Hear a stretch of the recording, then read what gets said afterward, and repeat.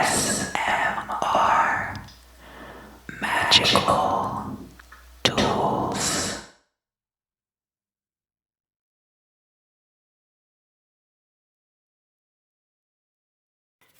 Hello, welcome back. Welcome back. Welcome back.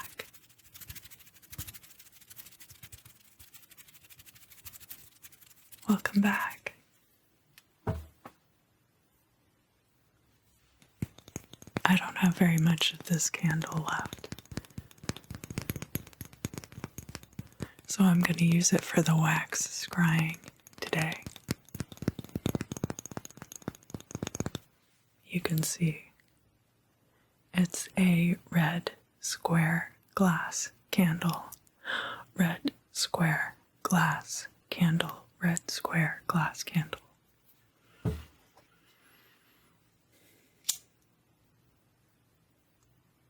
Let's see if I can even get it lit. Is it lit? Yeah, great. And I'm going to let this burn for a minute. I wanted to get your freshest energy though, before we clear anything out.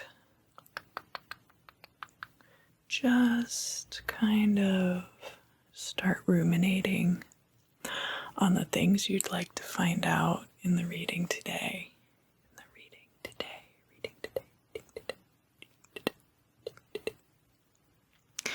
Just focus on the candle. There's a little bit of, you can see up here where it's smoking a lot. That's actually leftover basil leaves. So I'll go ahead and let that kind of burn a little bit too. And hopefully I won't put my candle out by being too aggressive. I'm gonna let it shine. Let it shine, let it shine. Let it shine, let it shine.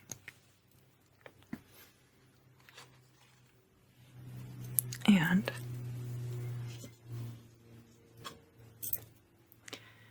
we will get a little bit of, which one is this? Is this, this might be Kaifi.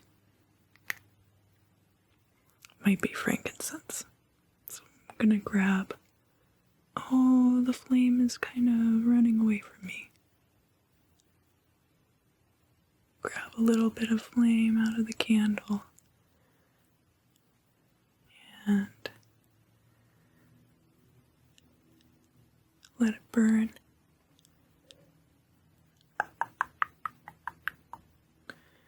And again, just let that soft focus of that flame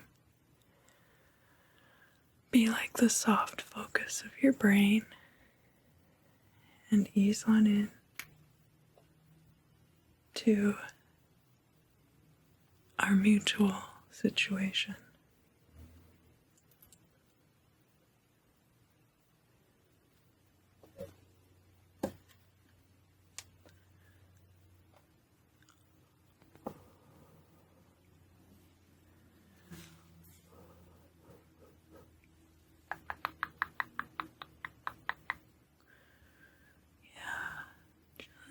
A little soft smoke.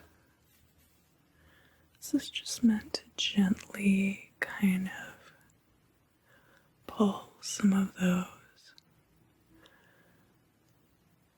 wispy little negative thoughts out of your periphery. It's really important to go into any kind of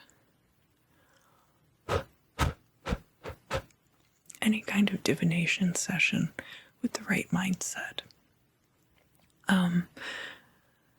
I find that, people think, oh, I'm getting bad news. That means the reader doesn't like me. It's not the case at all. If I didn't like you, I would just tell you what you want to hear and send you on your way.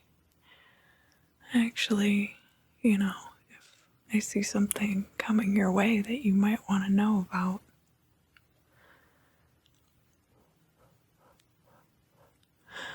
I'm going to tell you.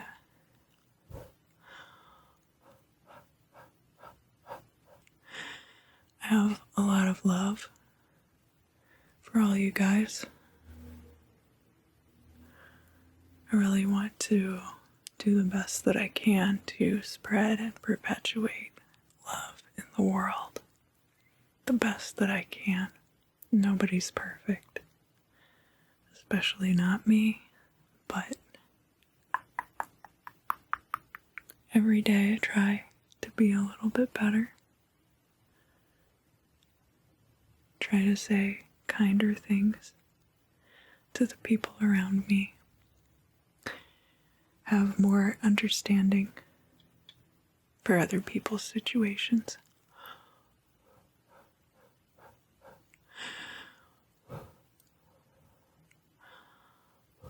And balance the truth with what is best for everyone. Because it's like Lionel Hutz always said,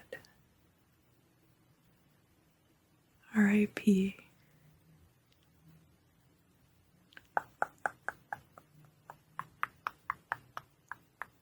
Handing out red blazers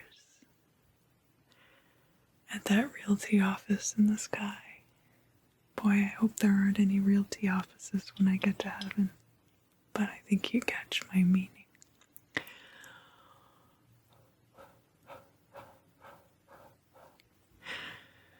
What the late and great Lionel Hutz used to say is, there's the truth, and then there's the truth.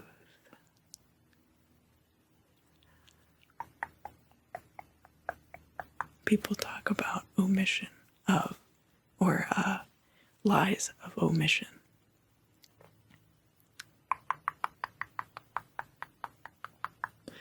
I'm certainly not going to try to omit things, but if something is overly hurtful without providing some benefit to the person, especially mediums who talk to the dead, it's very important to understand boundaries, because there's a fine line between telling somebody something that is going to be helpful and just perpetuating what that person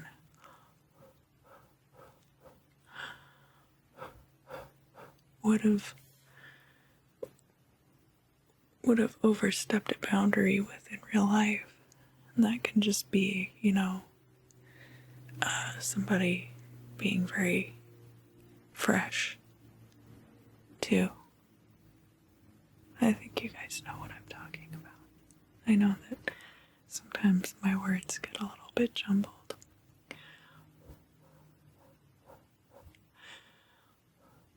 Sometimes it's tough for me to put together cohesive sentences, and I apologize for that.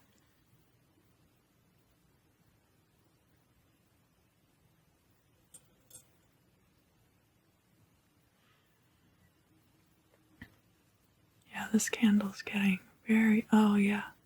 So now the candle has gone out.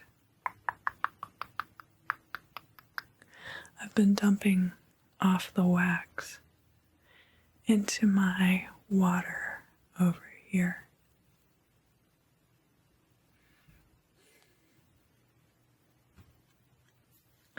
So we'll have a little bit of red wax.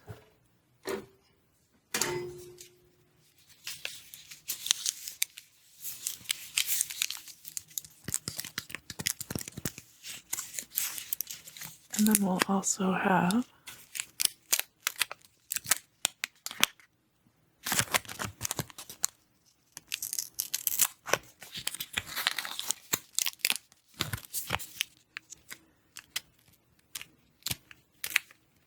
a little bit of beeswax.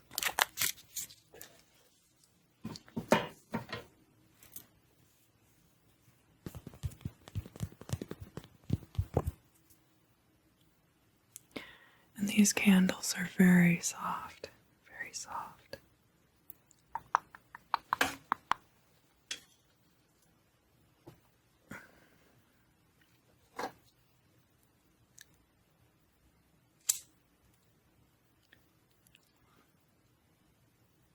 I can get it to focus first, and then we'll light the candle. There we go.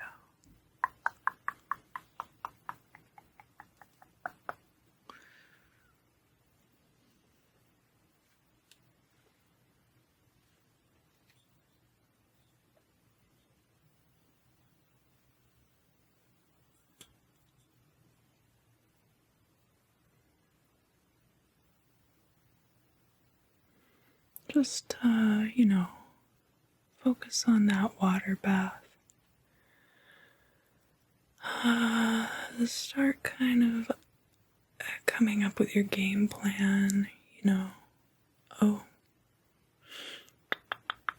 well, I guess that's all the wax we got for today. That'll be an interesting read anyway.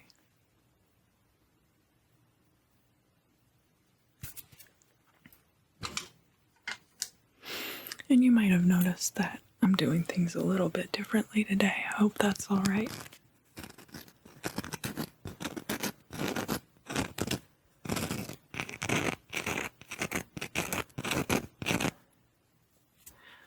Right here I have this half of a geode that is very gnarly looking. It's kind of horseshoe shaped. Looks like a hoof print.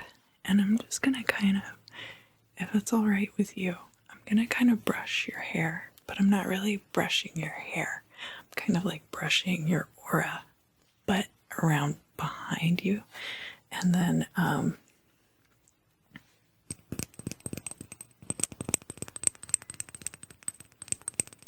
have this other piece I'm gonna use. This is blue lace agate. Blue lace agate.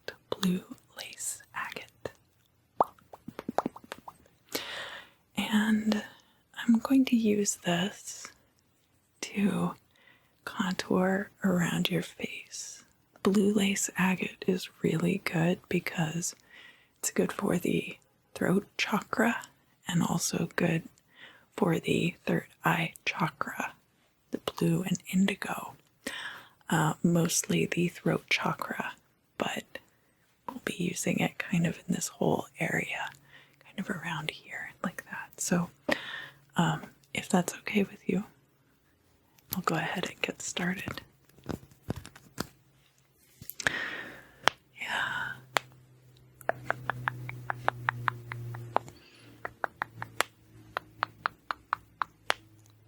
Sorry, my shoulder keeps popping. I have a lot of creakiness in my joints. I don't know how many of you like joint cracking sounds. I guess that could be a thing too.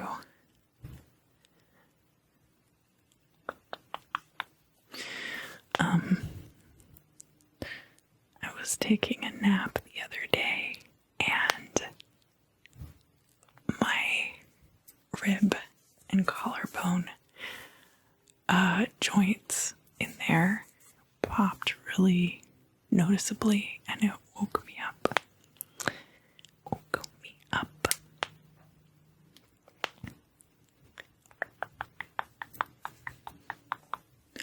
This used to be my flywheel arm when I would use a microtome back when I was a histologist. Right, and just right around here, especially up top. Yeah, especially this top area. Just want to make sure that I get really good in there and all around here. And yeah, and off to the sides. Make it so that you are nice and receptive to the messages that'll be coming through, and they'll be for your highest and best benefit. Get your bangs here, kind of like the little, like your aura has baby hairs too, so we can kind of like stick those down where they get frizzy around the edges. There we go. Yeah, perfect. You're doing a great job. You are doing an excellent job. And then, of course,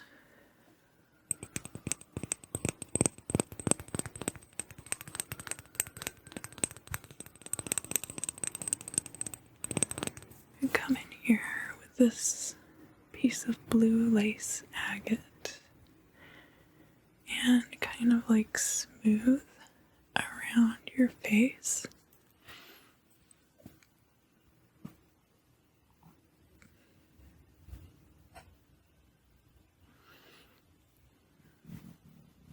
Yeah, and up like underneath the chin especially. Get that kind of like this area, because it's like really close to the neck, you know? The throat chakra is all about communication, obviously, and speaking your truths. Speaking your truths. So, being true to yourself is another part of the throat chakra, and feeling like you can properly express yourself. So, if you're feeling tight in your throat, sometimes that can be an expression of blockage in the throat chakra. And remember that sometimes if you have blockages lower down, that a few things can be interconnected and also affected by each other. So I don't work heavily with the chakra systems insofar as one would with a Reiki healer, but they also correspond to different parts of the tree of life. So if you think about the tree of life as an overlay over the body, the atom Kadmon.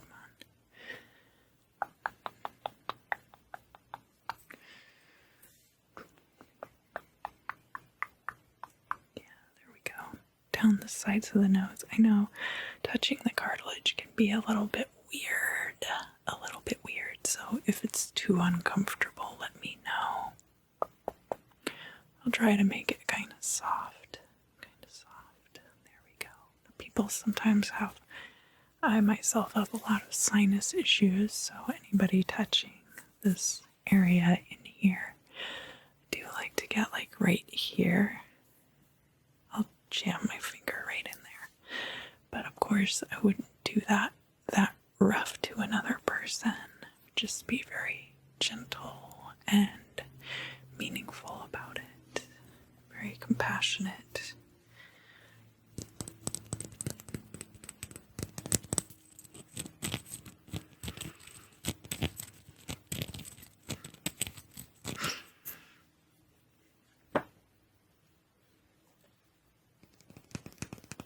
So the stone that I'm going to be using for the readings today is this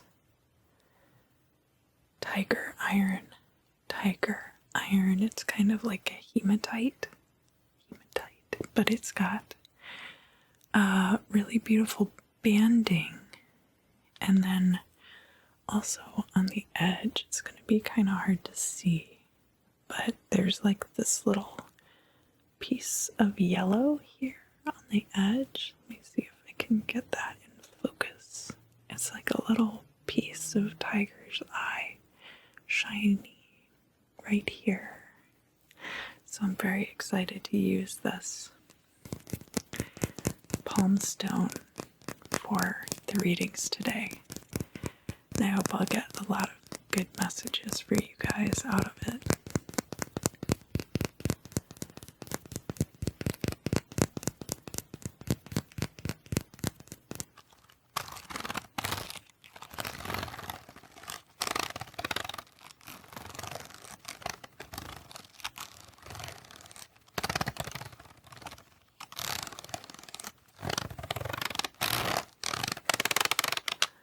So the week ahead that we're going to be talking about is April 21st through the 28th. And let me go over some of the bigger stuff first. So the moon's going to be starting out in Leo, and will be ending up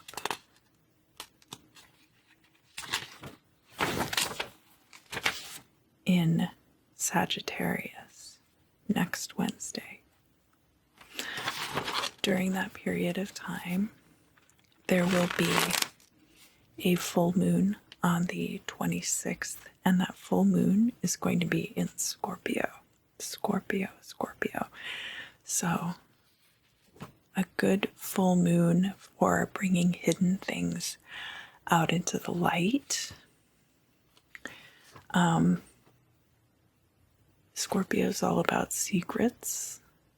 There's also a fair amount in Scorpio about death, and also about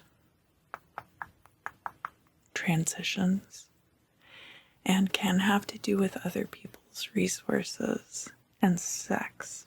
So it'll be a good time to deal with all of those issues as they relate to the emotional, feminine energies of the moon. The day after the full moon is going to be Pluto going into retrograde. And Pluto is going retrograde in the sign of Capricorn. It was about this time last year, I believe, that Pluto went into retrograde. It was maybe a month earlier last year.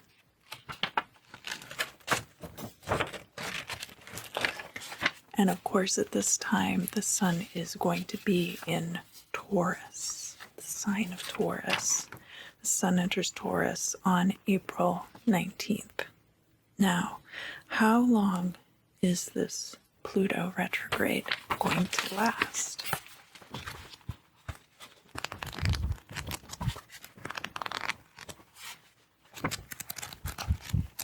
I love those wind on mic noises. I don't know if everybody likes them as much as I do, but I like wind on mic noises a lot. I try not to go too overboard though. So, Pluto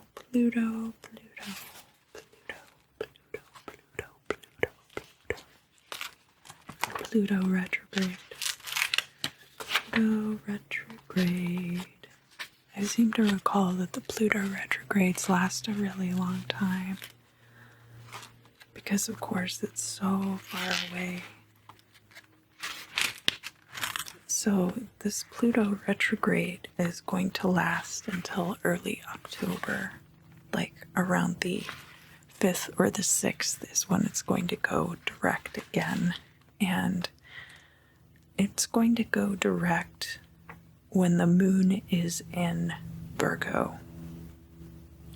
So, like when the moon goes from Virgo into Libra. So that's quite a few almost complete moon cycles that it's going through in the meantime. Right. Let's get started on the ephemera and break it down by day. So Wednesday the 21st, the moon is in Leo. There's going to be an opposition with Saturn in Aquarius. Moon in Leo is great creative energy, and Saturn in Aquarius is very good for challenging status quo and for pulling out those classic iconoclast moves. Classic iconoclast. That might be an oxymoron, but not really. A lot of iconoclasts have kind of copied each other's moves through the years. It's doing something transgressive without trying to be transgressive. There's going to be a quincunx, and that is between the moon in Leo and Neptune in Pisces. So That's a very interesting energy because Moon in Leo is kind of watery with that Moon influence. But then, of course, Leo being a fire sign. So it kind of tamps it down a little bit, makes it a little more to the romantic side than like the lustful side. And Neptune in Pisces being a very good time for intuition. So this could be a great time to find a new creative purpose through divination, especially, or psychic intuition and meditation. I'm sure a lot of you are familiar with the story of how Alice Cooper got his name by talking to spirits in the Ouija board. So, be a good time for that. On Thursday, the 22nd, some of you might be celebrating Earth Day, and it is a good time to think about global warming and the impact that we have on our planet. There's going to be an opportune period on Thursday, and it's going to start after the moon opposes Jupiter until the moon is void of course. Now, this is going to be super early in the morning, especially if you're on the East Coast, especially if you're on the West Coast, sorry. Like from 1 a.m. to 5 a.m. on the West Coast, and then 4 a.m. to 8 a.m. on the East Coast. So it's 4 hours, it's super early.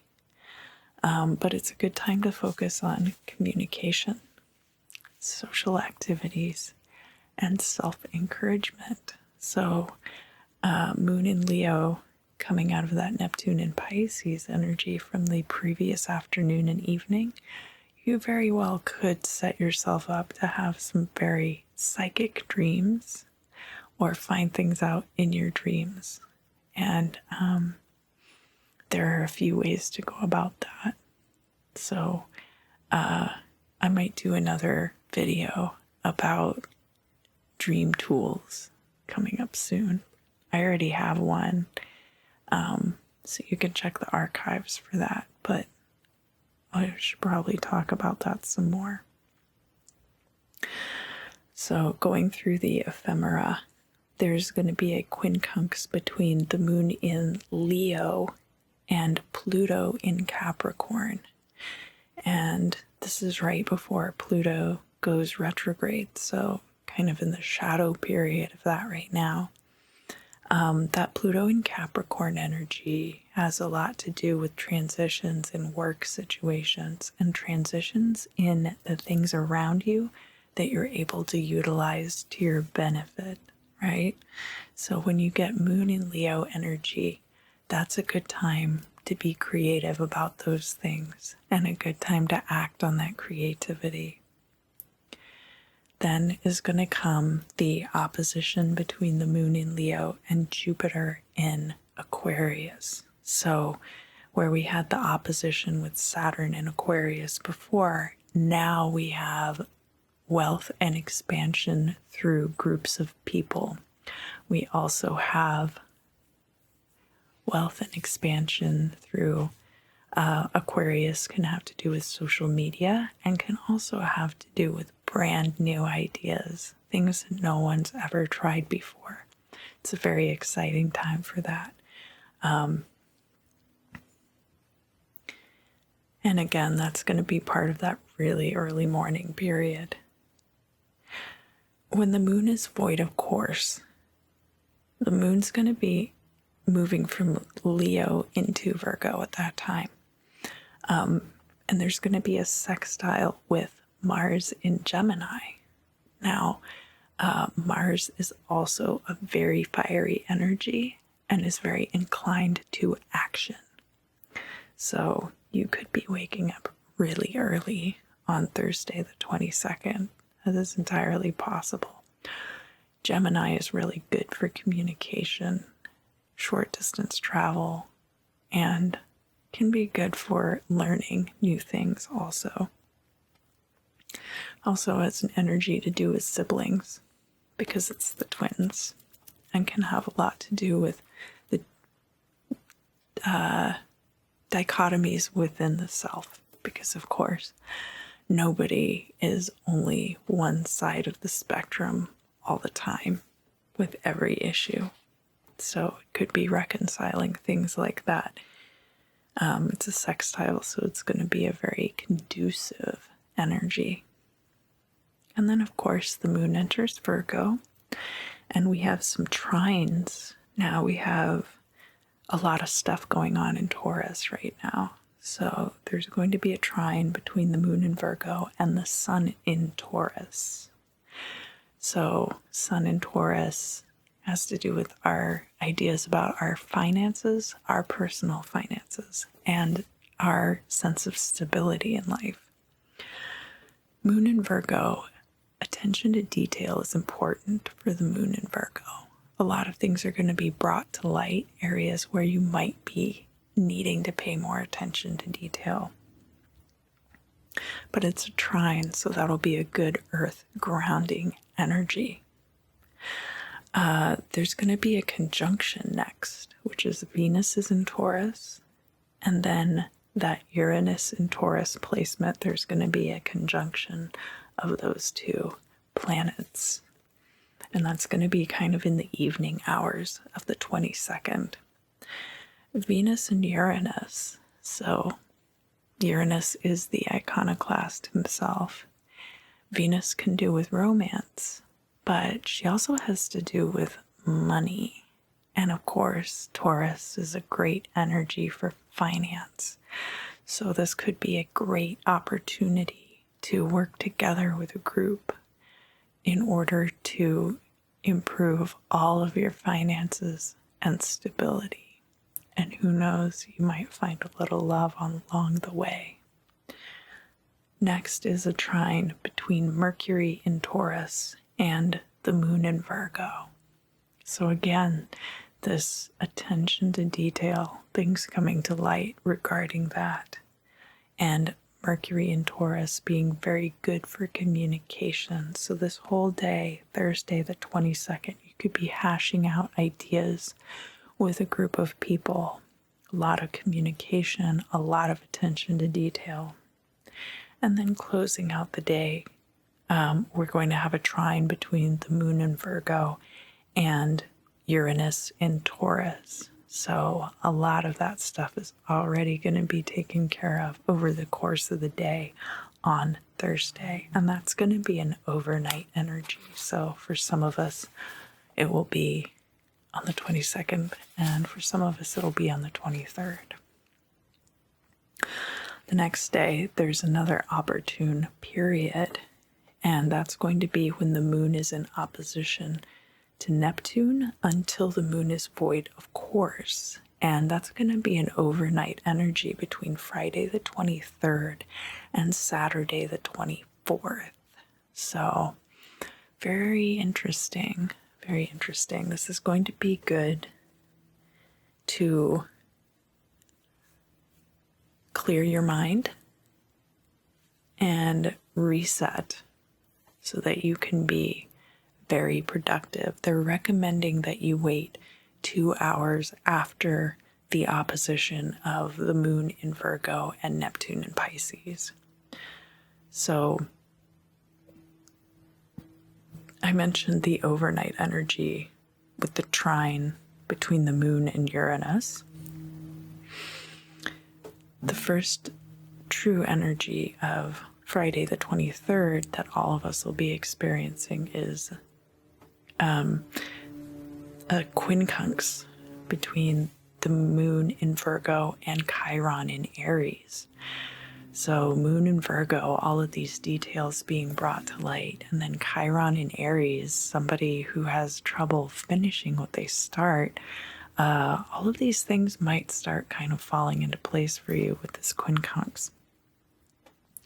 Next is going to be a trine between the moon in Virgo and Venus in Taurus. So that'll kind of be a carryover from all of those energies the previous day. Remember when Venus was conjunct Uranus So you can kind of continue to work on those projects.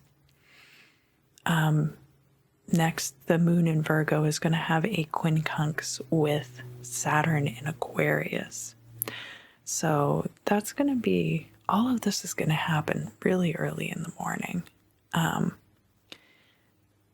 And that quincunx, we've got this attention to detail, all these details being illuminated, brought to light. All these details being illuminated and brought to light. And then over here, we've got questioning and challenging the status quo, and a little bit of turmoil coming from that. Not in a bad way, just in a stir things up kind of way. Just to make it a quincunx, just to make it a little bit exciting, a little spicy, if you will. So this could definitely hearken over from that Uranus and Taurus energy if you're working on something with a big group of people and hashing out all the details and making it come together. Next, on Friday, Mars is going to enter Cancer. Now, I've mentioned Mars is kind of a fiery energy, and Cancer being a water sign and very much in their feelings.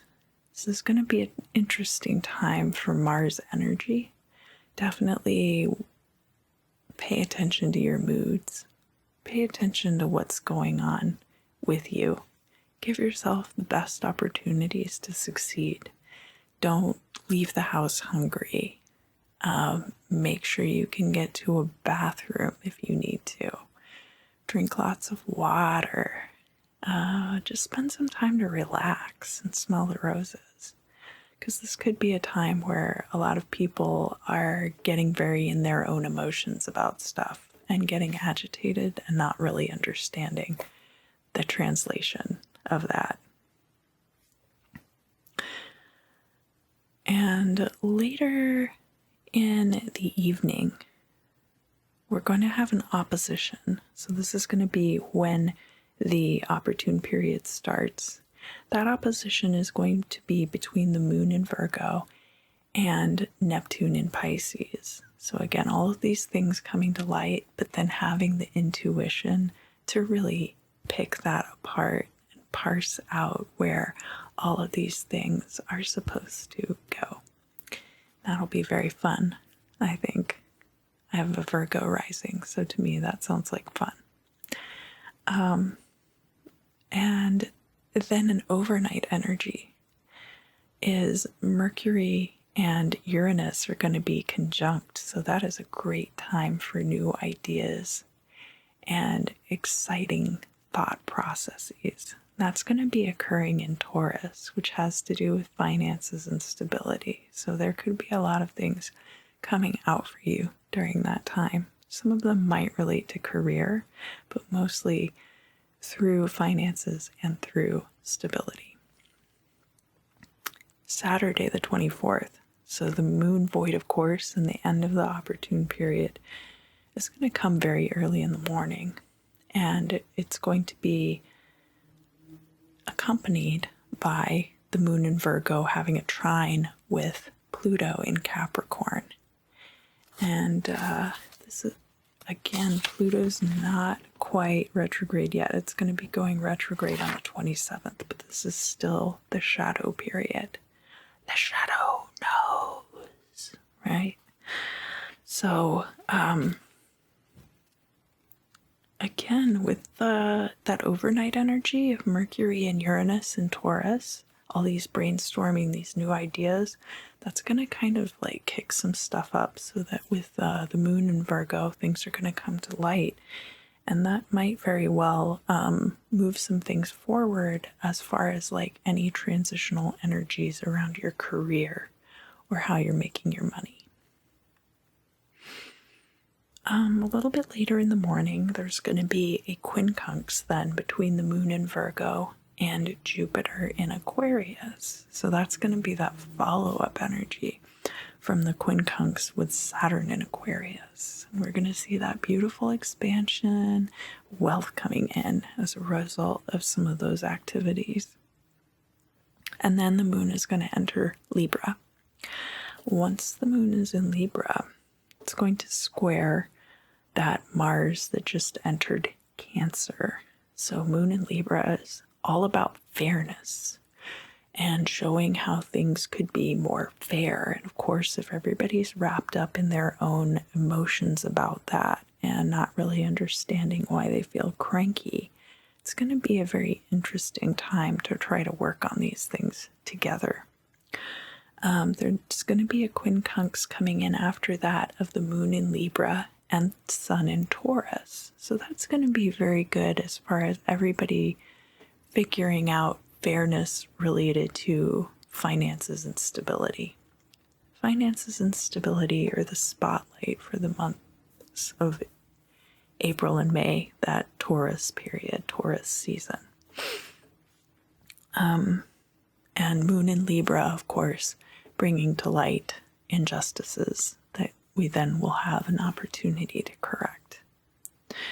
An overnight energy that we'll be seeing between Saturday and Sunday is a square between Venus in Taurus and Saturn in Aquarius. So why would that be a square? Well, Taurus is an earth energy, so very grounded, very much to do with the mundane world as well. Very much here on earth. Whereas Aquarius is an air energy, very high ideal, very much about the thought process and not as grounded. So there can be a little bit of conflict there, especially if there's challenges in the status quo. Taurus has to do with stability, but we do have that Venus energy there. And I think that's going to kind of soften things because people are going to be inclined to be more loving and compassionate toward each other. Fingers crossed, of course. So then on Sunday the 25th, there's quite a few quincunxes coming out because of all these placements in Taurus and then the Neptune in Pisces. So there's a quincunx between the moon in Libra and Uranus in Taurus. So that'll be a good time to take action on anything that we kicked up with that square with Mars in Cancer the previous day, because Uranus in Taurus can have to do with jointly held property. And most of these things are going to be happening very early in the morning, before 10 a.m. on the East Coast and before 7 a.m. on the West Coast. So let's just continue the rundown. There's an opposition next between the moon in Libra and Chiron in Aries. So of course, moon in Libra is like, well, I'm bringing these things to light and I want you to fix them. Chiron in Aries is like, well, I still need to work on myself first and make sure that I'm where I need to be. And that can cause some conflict. But I think that everything will be working out. Let's just continue. Let's see what else is going on. There's going to be a square between Mercury in Taurus and Saturn in Aquarius. So that Mercury in Taurus is going to square Saturn in Aquarius right there. And let's see. I don't see it squaring Jupiter in Aquarius. Yeah, I don't see that coming up soon. I like to look for those when we have, a few planets in the same sign, kind of see what the rundown is of all those energies together. But it looks like Mercury is just squaring Saturn independently of doing anything with Jupiter. So that's interesting too, because Mercury in Taurus, communication about finances and stability, or finances and stability as it relates to ideas or, you know, other kinds of energies. Short distance travel also, because Mercury is, you know, darting around all over the place. And then Saturn in Aquarius. Saturn is a very established energy. And then how Aquarius has to do more with novel ideas and groups. There could be some challenges to the status quo, which of course, if you're communicating with others about finances and stability, it very well could be challenging the status quo. We're going to have a trine between the moon in Libra and Saturn in Aquarius. So that'll kind of bring everything around again, because what is fair will be brought to light, and it'll give everyone an opportunity to have their piece of it, have their piece of the status quo. Next, there's going to be a couple of quincunxes. So the moon in Libra is going to quincunx Mercury in Taurus, and then Venus in Taurus. And Mercury and Venus, of course, are much closer to the sun than we are. They're the two planets that are on that side rather than the outer planet's side from Earth. And Mercury, of course, being a very active kind of a planet, action-oriented, but not aggressive in the way that Mars is. So that would be good to follow up that trine with the Saturn and Aquarius so that we get communication about these things in a way that's going to bring more fairness into the situation. And then, of course, Venus and Taurus being much more loving and compassionate energy to follow through with all of those other things as well. Next is a conjunction, and that's going to be Mercury and Venus buddied right up in Taurus. So that'll be a great energy for money to come into you, possibly communication about money coming to you, or communication about cute flirtations. Yeah, just a very good kind of a lighter energy for Earth. As far as Earth is concerned, it's going to be very warm and comfortable.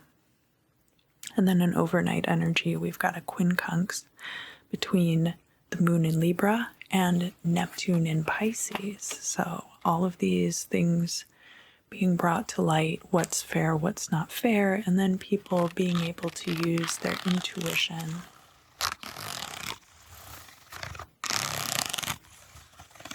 in that regard. All right, so I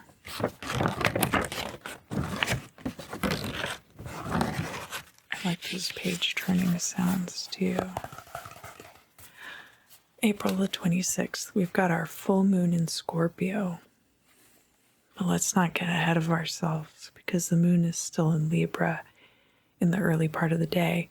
There's an opportune period, so that's going to occur after the moon squares Pluto until the moon is void of course. It's going to be really short, like a little over an hour, really. It's going to be good for sending out important communication or anything that interests you.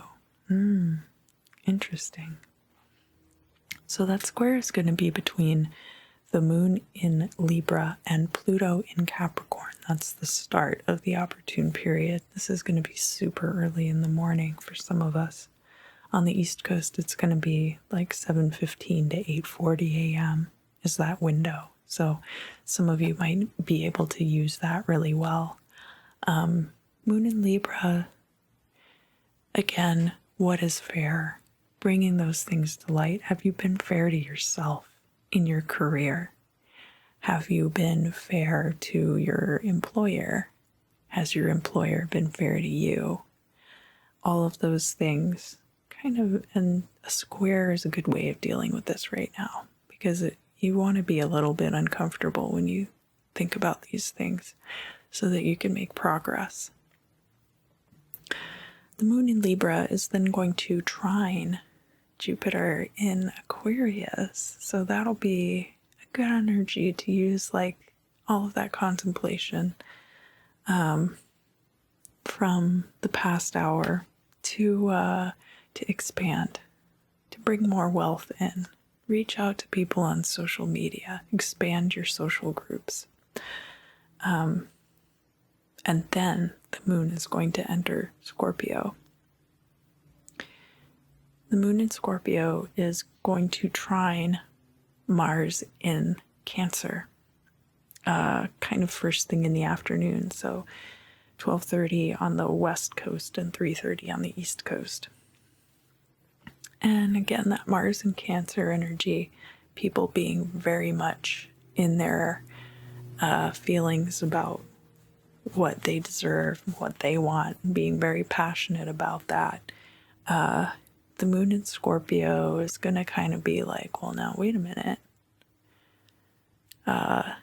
Like, I want some of those things too. Like, I'm sure we could reach an equitable arrangement, so to speak. And then she said, no compute. Some of you will get that Funkadelic reference. Maybe 2 or 3 of you. I'm kidding around. But yeah, it could be a kind of an erotically charged time too for some of you. The moon in Scorpio then later in the evening is going to oppose the sun in Taurus. That would be your full moon. And the moon in Scorpio being kind of hidden, kind of occult, kind of sexual, and those things kind of coming to light. Then the sun in Taurus is going to be about finances and stability. So you've got somebody who wants a one-night stand, and then the other person is like, I want you to put a ring on it. That's kind of that energy coming through. And then we move on to Tuesday. So Tuesday, there's going to be another opposition very early in the morning, and that's going to be between the moon in Scorpio and Uranus in Taurus. And that Uranus in Taurus energy has a lot more to do with group dynamics and iconoclastic ideas, but related to stability. So again, it's going to be a little bit uncomfortable there. Fortunately, it'll be really early in the morning, so a lot of us are going to be asleep.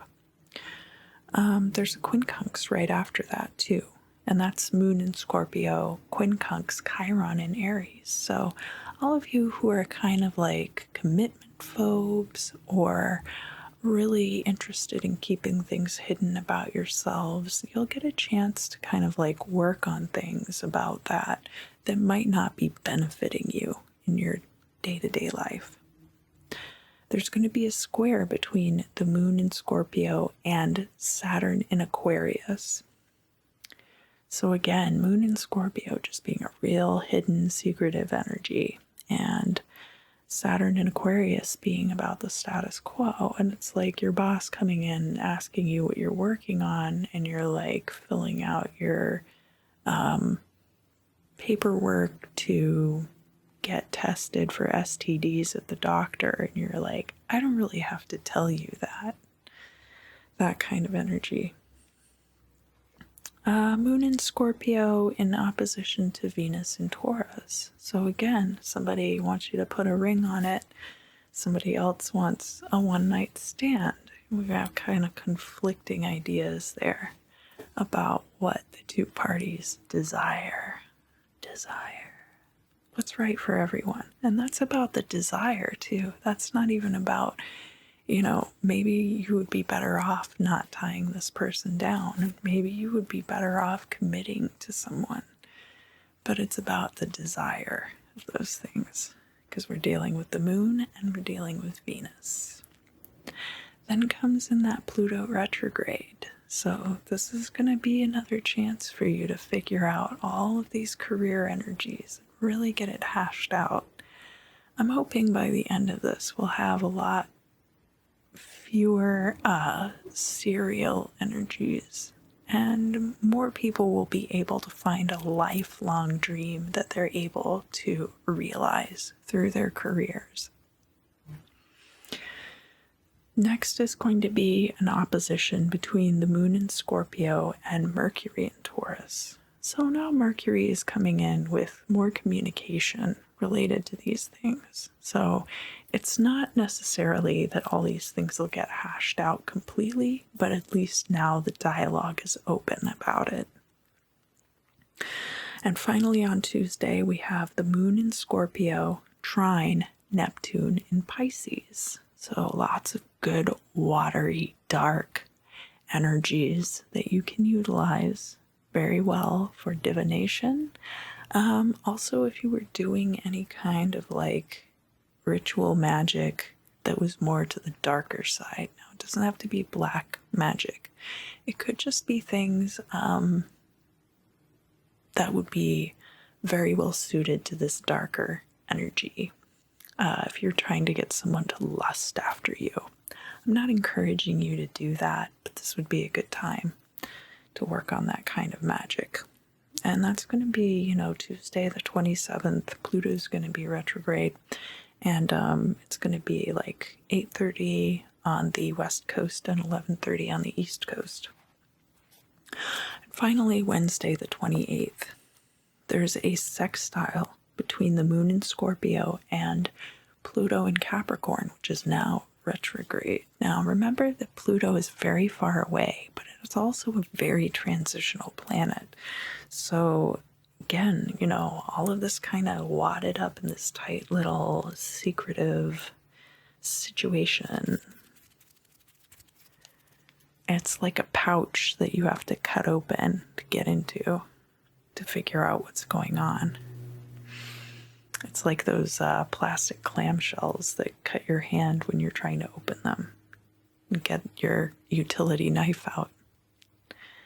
Except that it's related to your career because it has to do with Capricorn. Next, the moon's going to be void of course, and it's going to be square Jupiter in Aquarius. So now all of that stuff that got stirred up when the moon in Scorpio was squaring Saturn in Aquarius, now we have that great space opened up for wealth and expansion to come in. Then the moon's going to enter Sagittarius. Moon in Sagittarius is going to have two quincunx on Wednesday the 28th. The first one is going to be quincunx Mars in Cancer. So people vary in their feelings about what they need and what's right for them, right? And moon in Sagittarius is kind of saying like, well, what does your higher self need? Bringing to light things that are going to be beneficial for the higher self. What's moving you forward spiritually at this time? And this could also be like, maybe you need to take a trip. Far around the world, people are starting to be able to really travel again. So that could be something that opens up for you. Planning a trip. And then overnight, we're going to have a moon in Sagittarius quincunx with the sun in Taurus.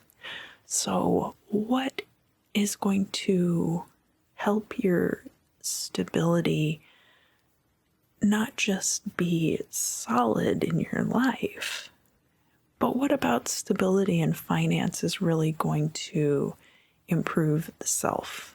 Like, do you need to go back to school? Do you need to go on a big trip? Do you need to go on a retreat? All of these things are going to be coming up as possibilities for you on Wednesday the 28th, kind of in the evening and overnight. And then we'll be moving into Thursday the 29th, and we'll get into that next week. Hello, Aries. Welcome back, welcome back, welcome back. I hope you've been having a great month so far. I know a lot of you who are solar sign Aries are going to be having your solar return this month.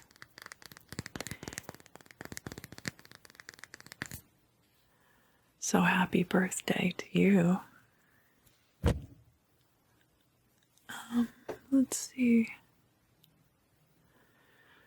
Oh, out of the ordinary.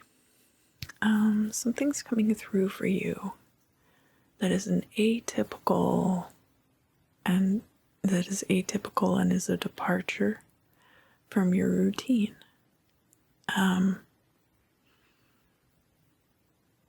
There might be 7 people involved. That's a really specific number. But yeah, I'm seeing like a table, 2 sides of 4 chairs on each side. And so like it's like 7 people and then you are all sitting at this table. Like a Lego almost. I know that sounds weird. But very like structured. This seems like a really structured environment. And there could be aspects of this which are harmful to you. I don't know if this is jury duty because obviously jury duty, there's more people. There's 12 jurors in a trial. But I'm feeling like this group dynamic where everybody's trying to be so hyper professional that that nobody's able to get anything done, that it becomes really ineffectual and kind of toxic because there's too much like protocol. There's too much protocol in this, and it's going to end up being harmful to you somehow. So that could be harmful to career, that could be harmful to your mental health, something like that.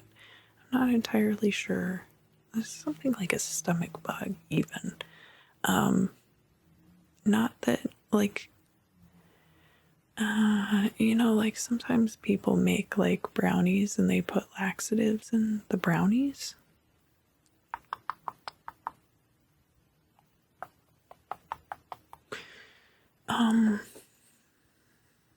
So there could be like stomach issues going on with you during this time that are related to stress. And there could be a temptation to eat like sugary, fatty, desserty kind of foods to deal with that. And that could be harmful to you too. That could be harmful to your health for sure. What else is going on, Aries? Yeah, I'm hearing like the 7 disciplined samurai.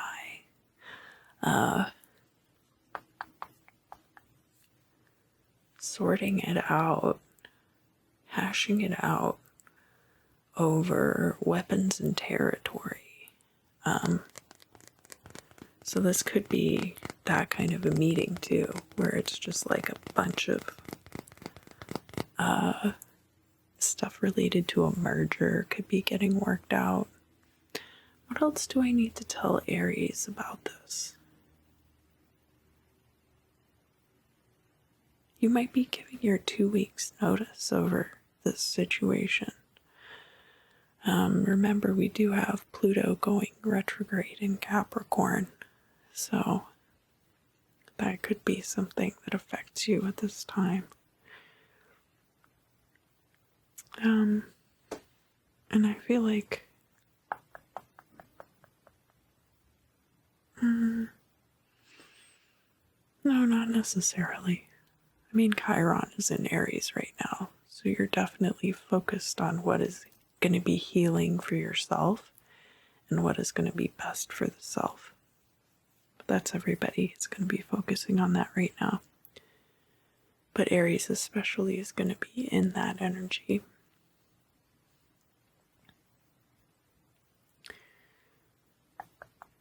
Well, okay, so the way that it works is, and I'll go over this in other videos, is like sun, moon, and rising energies, right? The sun being the external self, the moon being the emotional self, and then the rising being like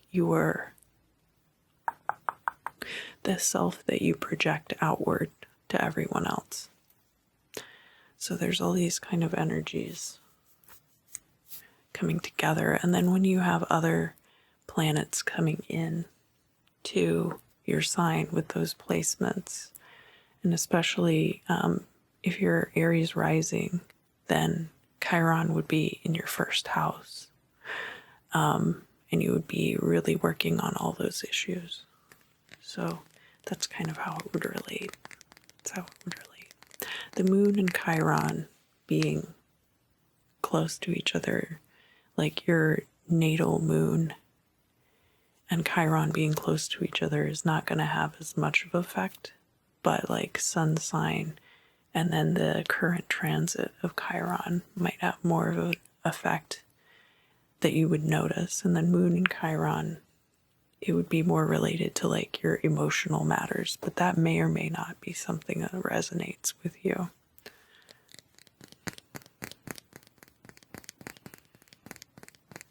I didn't even give him a chance. So that could be you talking about somebody else, or that could be somebody else talking about you. I didn't even give that person a chance. I just found out X, Y, or Z about them, or they approached me at the wrong time and I kind of lost my cool. And this may very well have to do with that table meeting. Yeah, I think there could be somebody who's involved in that situation that really hasn't even given you a chance, and they might realize that too late. Especially if you're talking about putting in your 2 weeks. You then go to quit and they realize, oh, geez, like this Aries person was really taking a lot of initiative and taking a lot of these projects on, and I didn't even notice because they weren't bringing attention to the fact that they were bringing all this work on themselves. So yeah, there could be an issue like that going on. Yeah, I find a lot of you are going to be talking to yourselves quite a bit about like what's right for me at this time in relation to my career. And it's going to have to do with this dynamic with this table where you've got people sitting on both sides, and I see you kind of sitting like maybe the top guy, the leader, is sitting at one corner of the table and you're sitting at the other far end corner. So it's entirely possible that just by pure luck of placement, because people are probably going to just tend to sit in the same seats every time, if you're meeting multiple days in a row, that this person's kind of just like, this person is the furthest away from me, or maybe you're on the same side of the table and they can't see you very well and communicate. There could be situations like that coming up.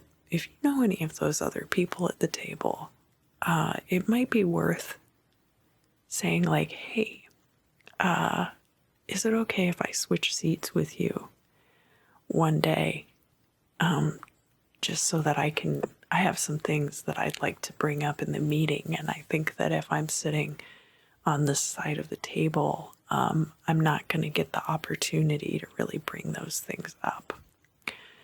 And then if they press you for like, well, what do you mean? Like, like you don't want them to steal your ideas, just be like, well, maybe if it would work out for you, and then if it doesn't work out, don't push it.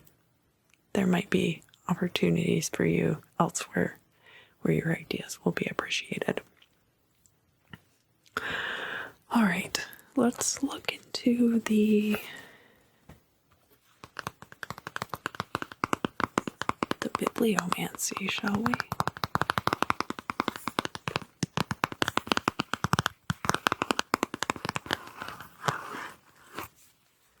What do we have here?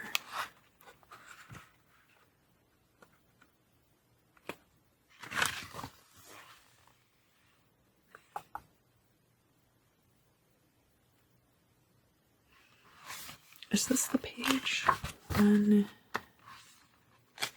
2,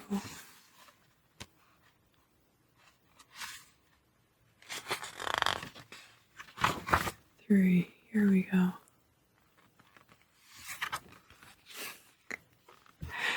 So this might need to be updated a little bit, but it says, when thou hast amassed 10,000 pounds, retire.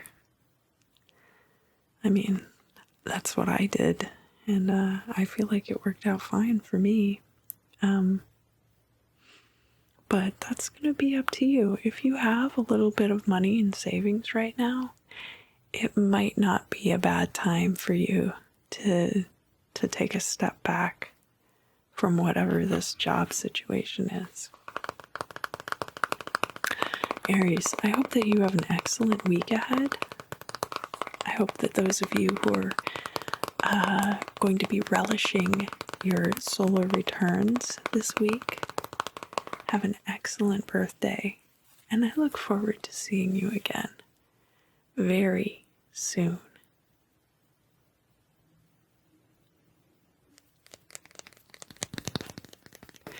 Hi, Taurus. Hi, Taurus. Welcome back. Welcome back. Welcome back. So let's see what is going to be happening for you this week ahead.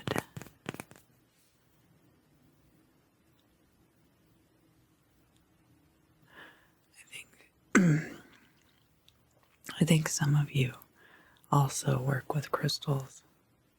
I see somebody setting up a crystal matrix, possibly on a windowsill. I see like sunlight shining down on it. So this could be specifically solar, or it could just be that you're setting it up in a windowsill or a well-lit by natural light part of your home.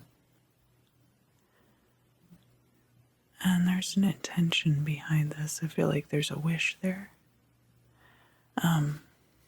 Could be different for everybody. Definitely.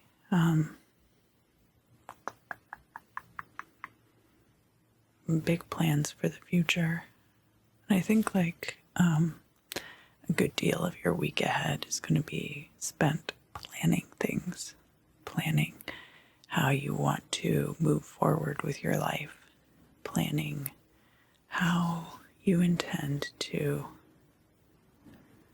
give yourself to others moving forward. Much more intentional kind of a dedication, and not just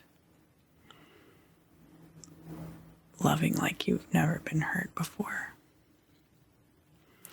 What else does Taurus need to know for the week ahead?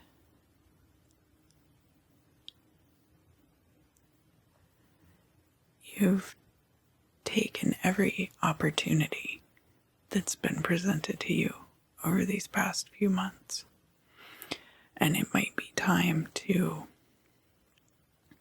reevaluate, not because what you've done up until this point is not what you should have done, but just that the best uses of your energy, you're starting to figure out how to determine which situations are good ones to put your energy into. So that could be something that you will be focusing on for the week ahead also. It doesn't seem like a very intense or busy week for you, Taurus. It seems like pretty chill, and a lot of meditation, a lot of opportunity for introspection and working with yourself, crystals, maybe talking to spirits or talking to the spirits of the crystals. I'm hearing like crystal spirits very strongly. Is there anything else Taurus needs to know for the week ahead? move on to the bibliomancy.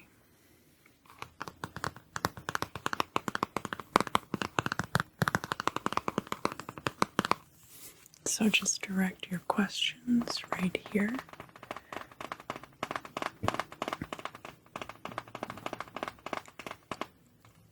All right.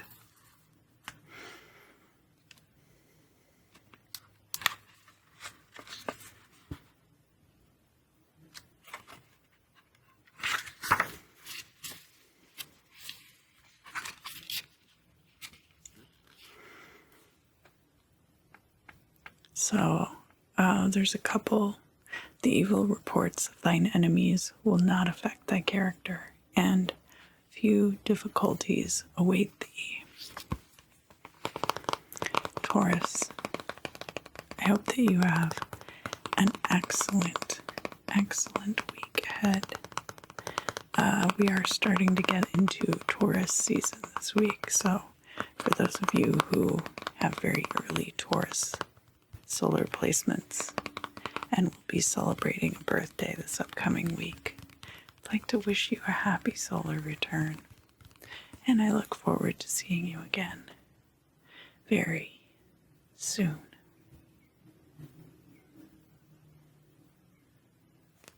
Hi, Gemini. Welcome back. Welcome back. Welcome back. Welcome back. How have you been?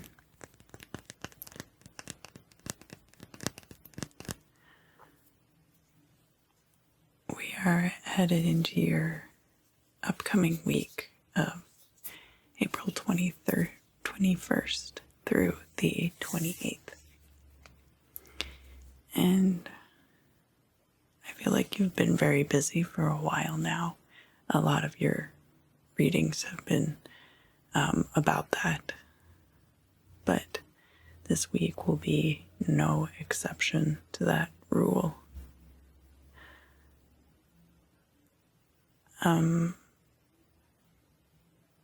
I feel like it's not just one specific project. I feel like you have a handful of different projects that you are juggling. And you're working on them kind of simultaneously and able to keep all of the different parts compartmentalized. But only because of your organizational skills.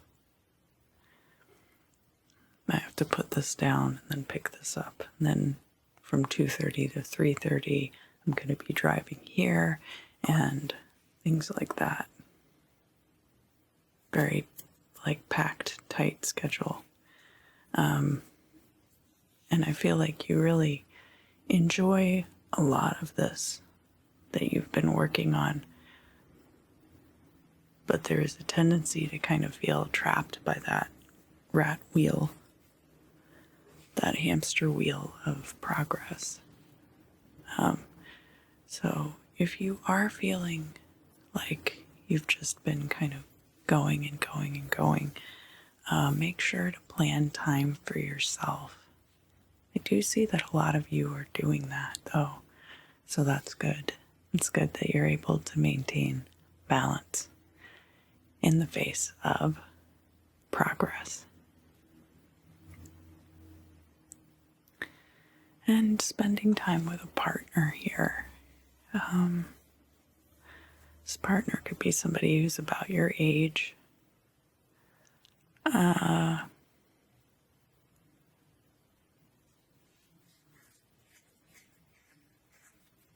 Someone who has really similar goals to you. Someone who is very much aligned with your purpose and who is very supportive and helping you accomplish the things that you are setting forward to do. Now, I said about your age, but I think more specifically about your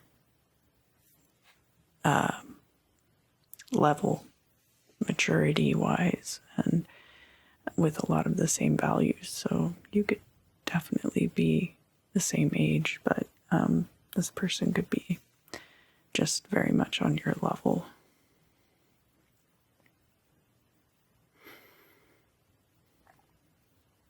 Some of you are thinking about marrying this person. Definitely. Definitely. You seem like a good one. But there's also, you don't necessarily have to get married to have a strong and lasting commitment to another person. What else do I need to tell Gemini? Sun, moon, and rising for the week ahead.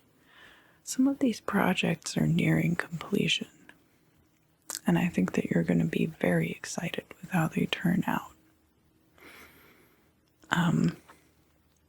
Obviously, not everything works out all the time, but I think that come May and maybe into June, you're really going to start seeing the returns on these projects that you've been working on. But of course, it's different for everyone. These are general forecasts. Let's move on to the bibliomancy. Biblio.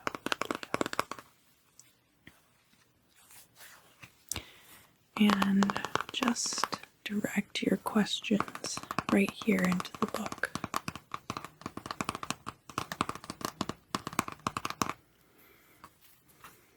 All right, I think I got it.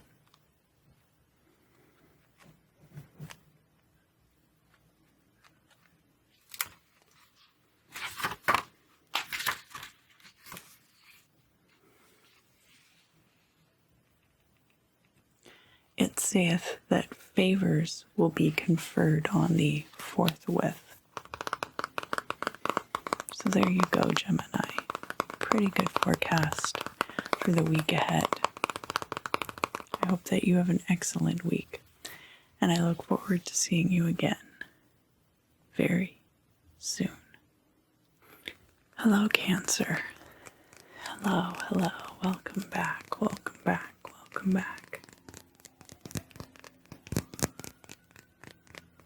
How have you been? I see.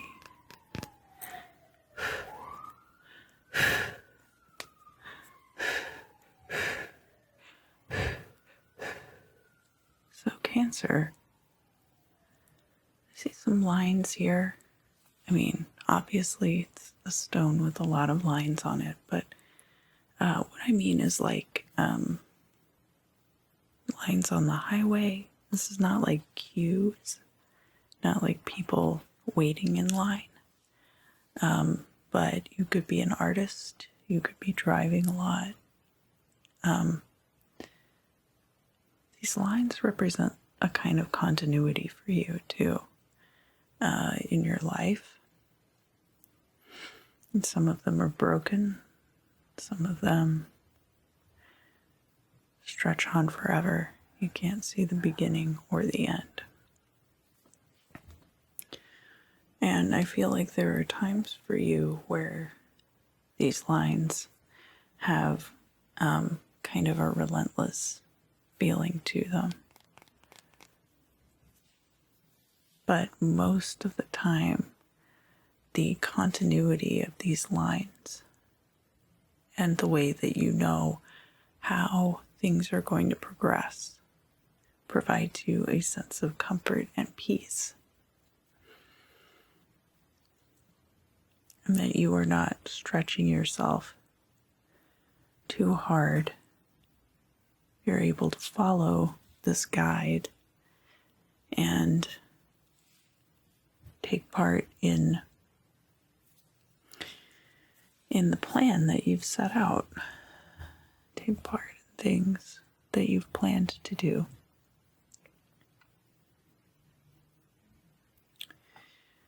And every once in a while you follow a line and it leaves you like out in the desert, a little bit stranded. And then you find another line, you're able to find your way back. But the difficult thing about this is not for you, but for the people around you. Because they can't always see that line. They don't always see what you see in it. And so, obviously, if you're an artist, the lines that you're making on the page form a picture, and I'm not saying that people don't recognize what's in your pictures, but they might not recognize what the lines represent to you, as opposed to just being a picture that they're viewing on a page. So that when you follow something like this line out into the desert and it leaves you kind of stranded, sometimes the people around you don't quite understand that.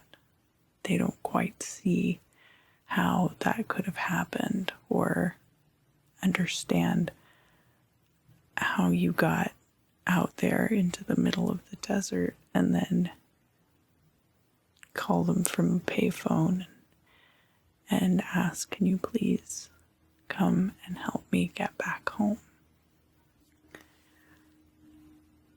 And this week you're going to be finding new ways to translate the process in a way that the people around you can understand, so that they don't feel totally left out of, or totally in the dark, rather, because this is definitely your thing. It's not necessarily that other people are taking part.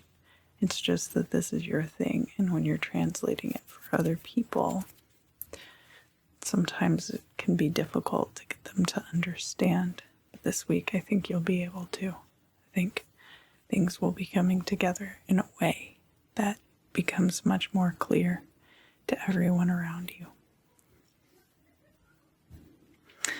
All right, let's look at the bibliomancy.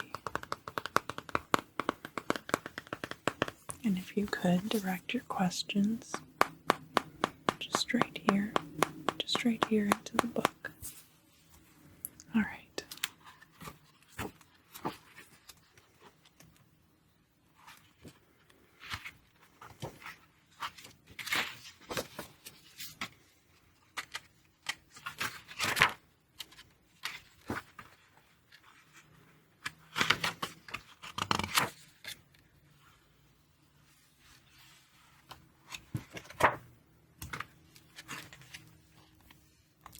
Spend not thy substance in looking after that which is not.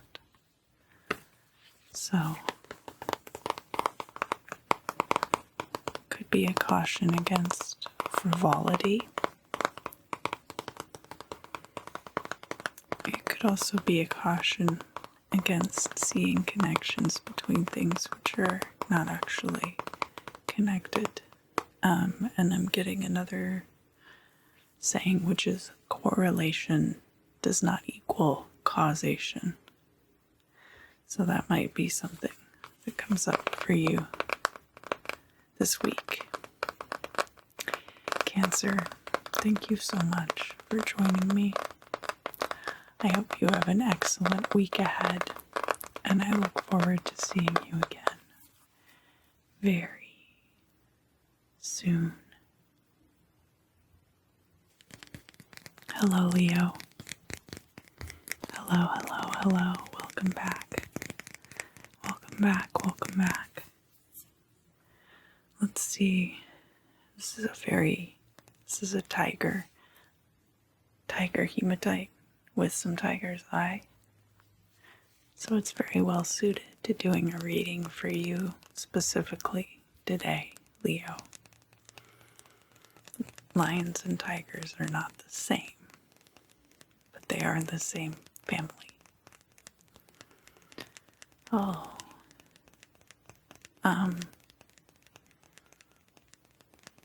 The shape and the design.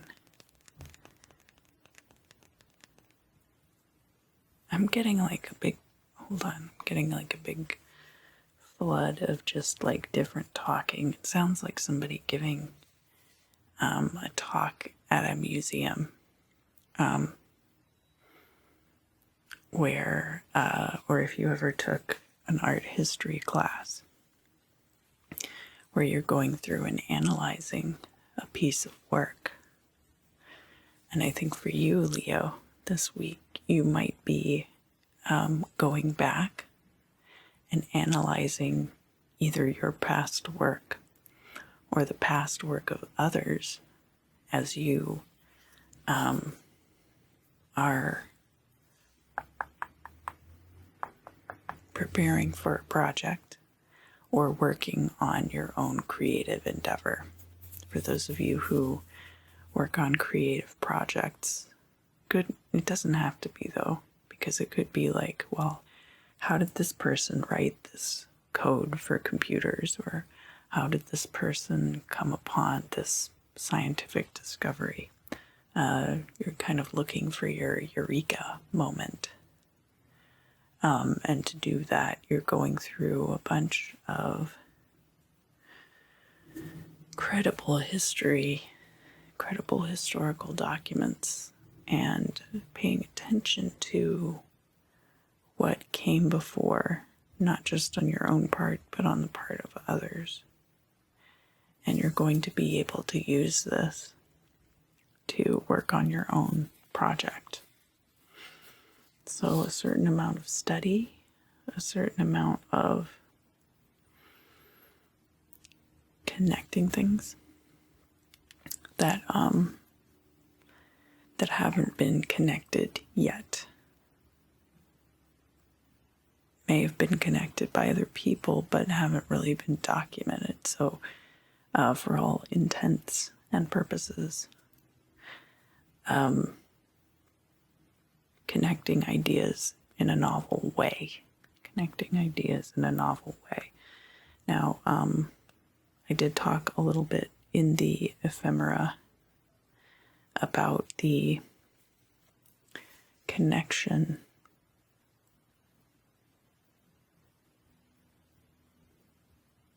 between Saturn and Jupiter in Aquarius and what's going to be happening this week.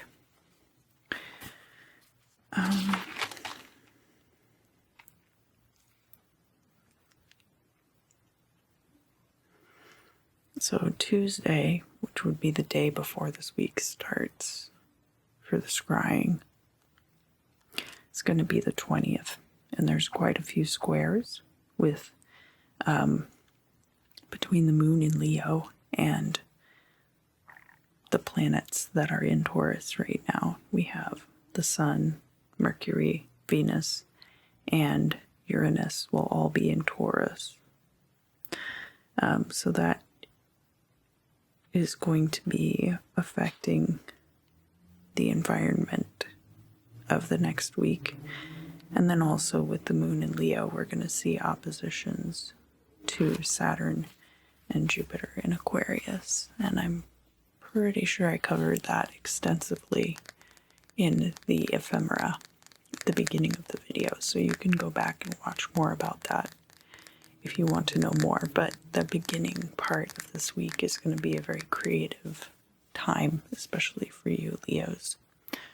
So make sure to pay attention to what's going on. And then also look at your other chart placements and see what that effect might be. There's a lot of fixed energy going on right now because the moon will be in Leo at the beginning of the week. We have all these planets in Taurus, and then the Jupiter and Saturn placements in Aquarius. So that's a lot of very fixed energy, but can also be good for inventiveness and new ideas if you know where to look. And we will be going into Pluto retrograde this week, so keep that in mind also. What else do I need to tell Leo about the week ahead?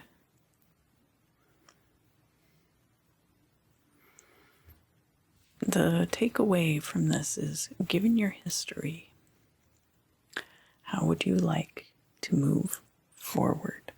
How would you like your life to be from now on, based on what you know from your previous experiences? So I think that's going to be the basis for the accounting, which you will be doing this week.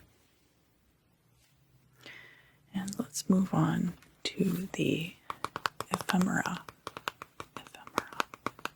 No, let's move on to the bibliomancy. We already talked about the ephemera.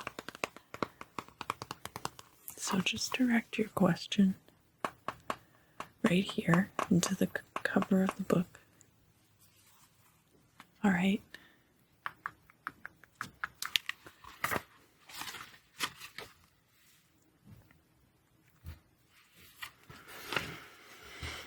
The patient's disorder will yield to proper remedies. So, with treatment, you will heal. Leo, thank you so much for joining me. I hope you have a wonderful week ahead, and I look forward to seeing you again very soon. Hello, Virgo. Hello, hello, hello. Welcome back. Welcome back, welcome back. Virgo,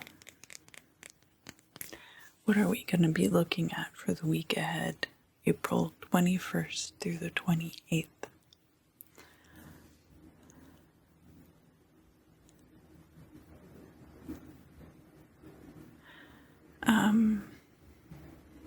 Now this is an activity that typically you do in the fall, but I see like a horse and buggy. I don't know how many of you grew up near rural areas or would go through rural areas and see, like, sometimes in the fall they would set up for like fall harvest festivals, and they would have a corn maze, and they might have horse and buggy rides. I'm speaking specifically about the horse and buggy rides, but also, pumpkin patch and the smell and the crispness of the air and the falling leaves, raking the piles of leaves and jumping into them, things like that. Now, if you're a Virgo sun sign, your birthday might fall in September, which could be a part of the year when those sorts of festivals would take place. So you could be thinking about that time of year in relation to a birthday. You could also be thinking about that time of year because you're making plans for something. You could be planning a trip, or you could be thinking about, you might be involved in the planning of such a fall festival. What is the importance of this for Virgo, sun, moon, and rising? You feel like you were robbed of that the past year, and so you kind of got hung up on it, and it's been difficult to move forward with certain things. And kind of difficult. I think this is something that a lot of us have felt in 2021, is that the year hasn't quite started yet, even though now we are coming into April. And so I feel like you are very directed by this, whatever it is that you like to do during the fall months. And I'm not getting like crazy Halloween parties or anything like that. This is more related to agriculture and pastoral settings. But you felt like you were not able to do something last year that is a very rejuvenative process for you that occurs at a certain time of year. And because you were not able to complete that rejuvenation ritual for yourself. The beginning of this year has been a little more difficult on you. And so you're thinking about that a lot, and that it's going to be, several more months until that occurs, but that this year probably everything will be back to normal and I'll be able to do that again. But in the meantime, I think that you are going to kind of have this obsession, this miniature obsession with fall. You might be drinking a lot of like pumpkin spice lattes or wearing autumn-like scents, maybe even wearing a sweater. Like if there's air conditioning inside, you might wear a nice sweater. You could also be living in a part of the country that hasn't really started leaning into summer yet. And so you're able to still kind of enjoy some of the comforts that you normally associate with fall. The weather is crisp enough that you're able to enjoy them now in the northern hemisphere. This would be the springtime months. Now, obviously, if you are down in the southern hemisphere, a lot of these autumn festivals will be taking place now. So being able to take part in that at this time. But the prevailing sense I get of the reading, I don't know how many viewers I have in the southern hemisphere, is that this is more to do with the sense of longing for this particular season, which you were not able to enjoy in the way that you like. So that is what is coming through for you this week, Virgo. But I think you're going to find ways to kind of scratch that itch without going through the whole process, going on the actual horse and buggy ride. I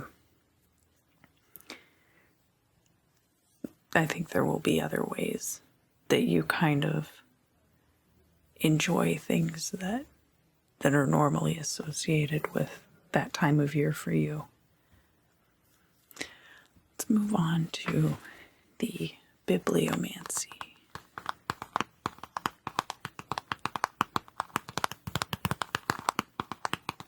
So if you would direct your questions right here. All right. He's coming back. I don't know who needs to hear that, but he's coming back. But I don't think this is about a guy. I think this is about like a dog or a cat.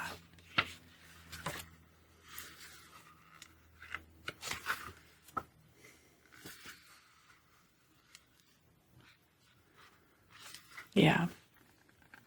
When thou hast recovered thy goods, be careful of them for the future. Virgo, thank you so much for joining me today. I hope you enjoyed your reading. And I look forward to seeing you again very soon. Hi, Libra. Welcome back. Welcome back. Welcome back. This will be your week ahead for April 21st through the 28th. 21st through the 28th. The moon will be in Libra over the course of this week. So if you want to know more about that, you know that I always do the ephemera at the beginning of the video. Libra. All these businesses are starting to open up again, and I think you're going to start going on dates. Could be any kind of date. It doesn't have to be romantic. And it could be with an existing partner, it could be a lunch date with a friend. I think you're just going to be, in general, getting out more often, and specifically going to restaurants that you haven't had a chance to do that over the past year or so. So you're going to be enjoying that a lot more, getting lots of fresh air, and socializing a lot more. What else do I need to let Libra know for the week ahead? I feel like somebody's been giving you kind of a hard time, like your boss or like a parent possibly, and I'm hearing them say, it's just because I care about you, it's just because I want you to do a good job. But I think it's time to relax. I think it's time to loosen up a little bit, Libra. Loosen up, Libra.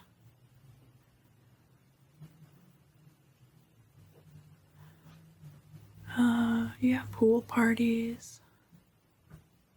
Maybe the beach if you live near the beach. Just generally, like, the atmosphere is much lighter for you these days. Much lighter for you. That doesn't mean that you're like letting your guard down or anything like that. You're just having a good time. What else do I need to tell Libra for the week ahead?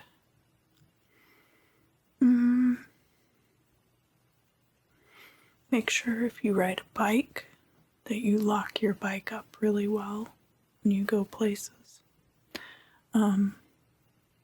Any angle grinder can get through a bike lock in less than a minute.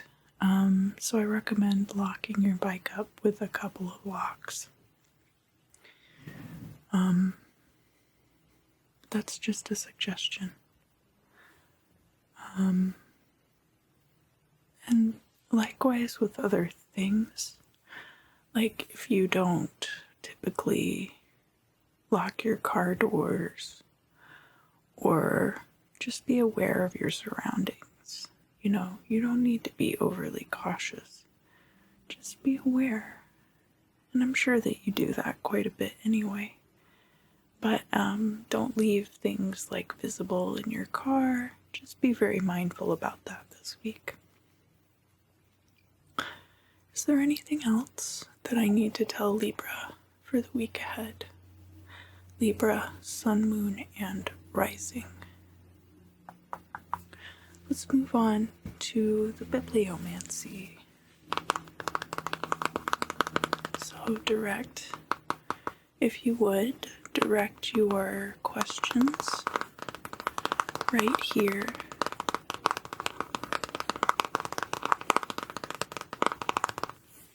Okay, I think I got it.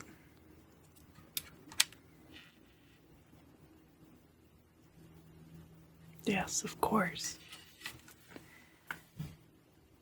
The patient's disorder will soon be greatly alleviated. Greatly alleviated.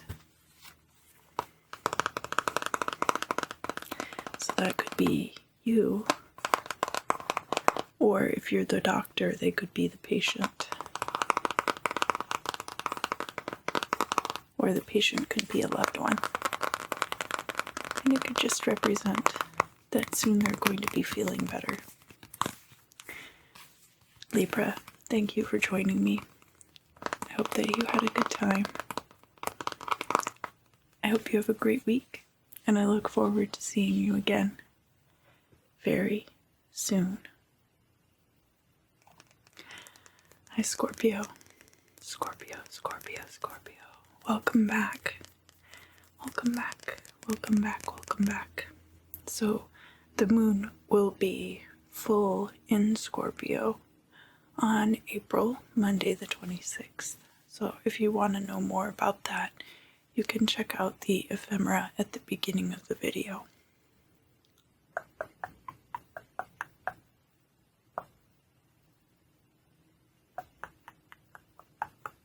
Wouldn't you like to know?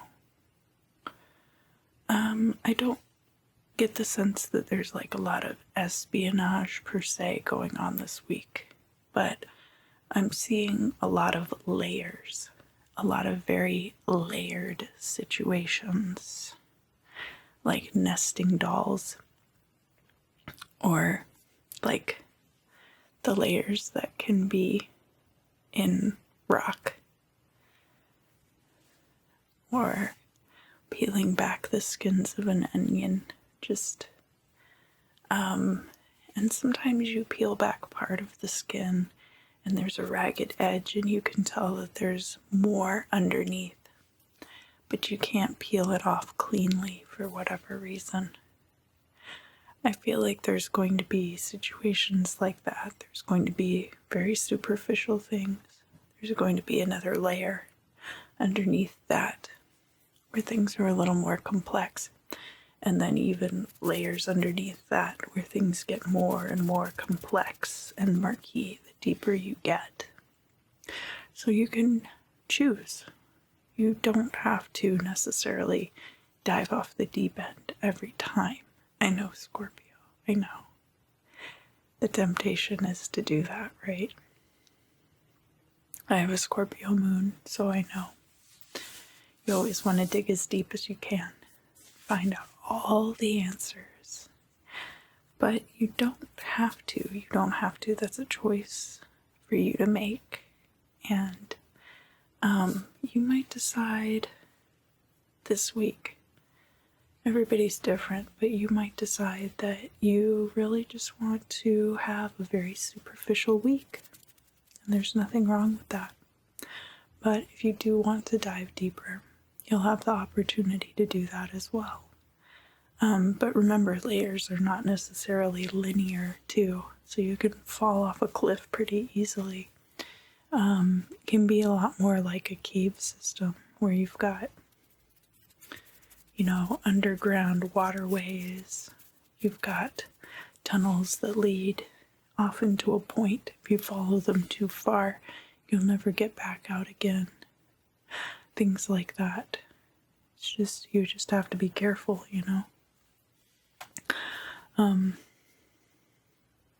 And things could be a little bit dangerous this week, but only insofar as if you stay on solid ground, you'll be safe. You can deviate from that. You can walk down onto, the muddy banks. You can decide to even get into the river. But you have to understand too that there's a certain risk that's associated with that. So just be careful out there.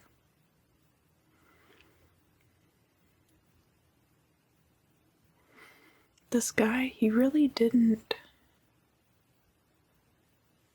There's somebody, they didn't have it out for you. They just didn't have it in for you either.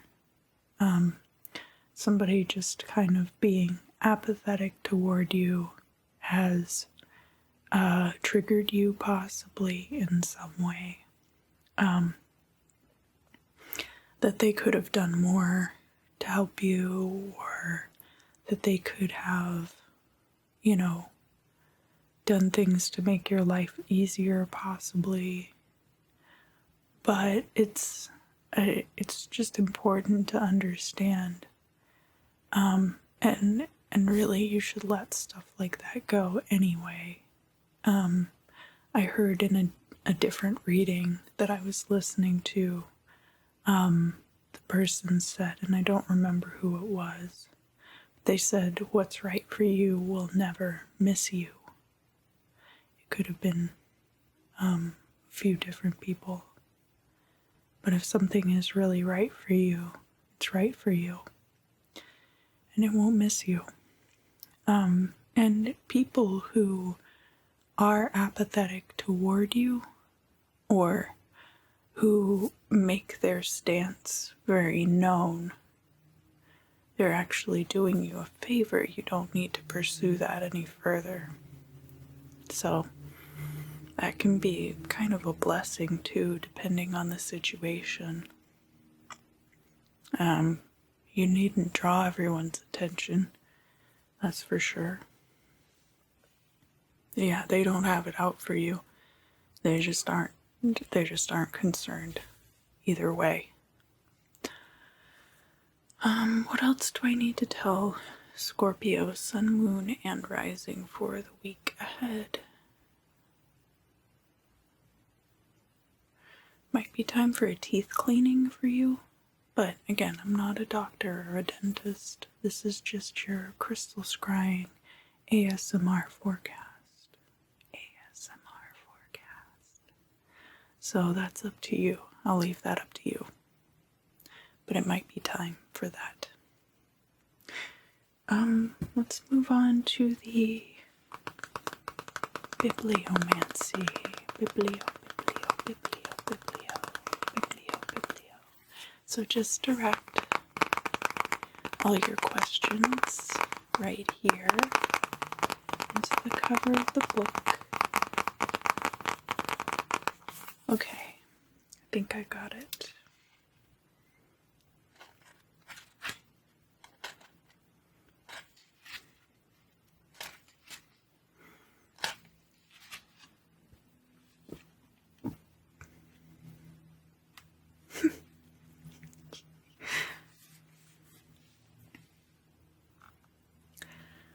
It says, "Thou mayest, but be not disappointed if it be of not great value." So, again, what I was saying regarding you can stay on the surface or you could go deep this week.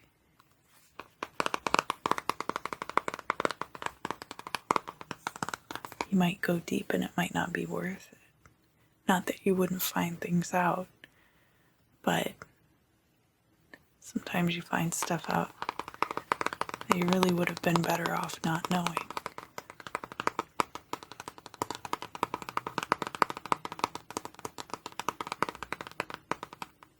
Scorpio, I hope you have a great week, and I look forward to seeing you again very soon. Hi Sagittarius.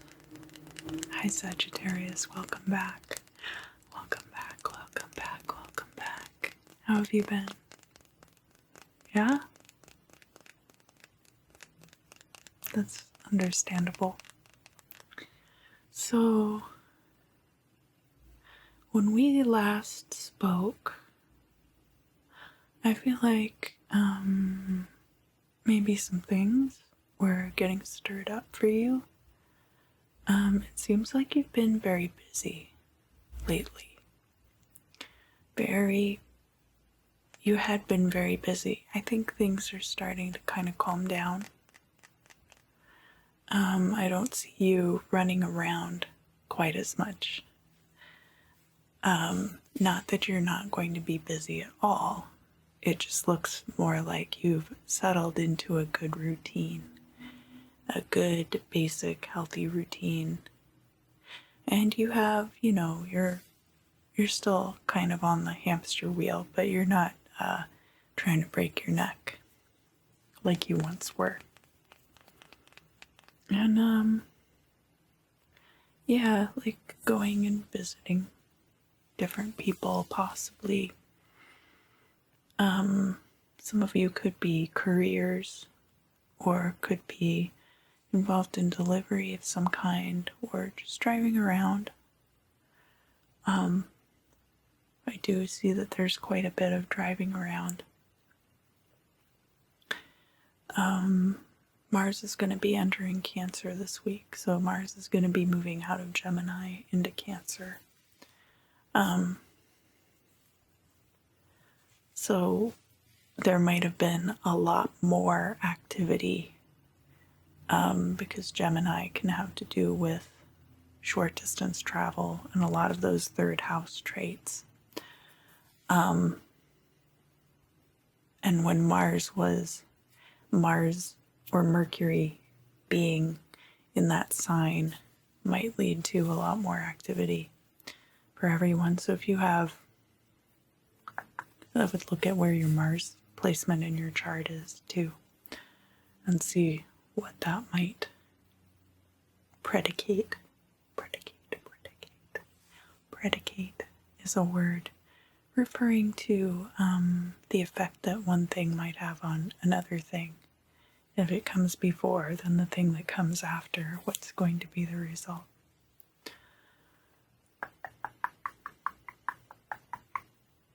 Cake and ice cream. It's like office party cake and ice cream. Or like school, like when you would have parties at school and they'd bring in like cupcakes for everybody and like the giant tubs of like the frozen ice milk product or whatever. Frozen pseudo dairy ice product, vanilla flavor, or like the little cups. It's tasty, but it's also like, you know, we're intending to feed this to a lot of people kind of vibe. So it's like a cake and ice cream party, but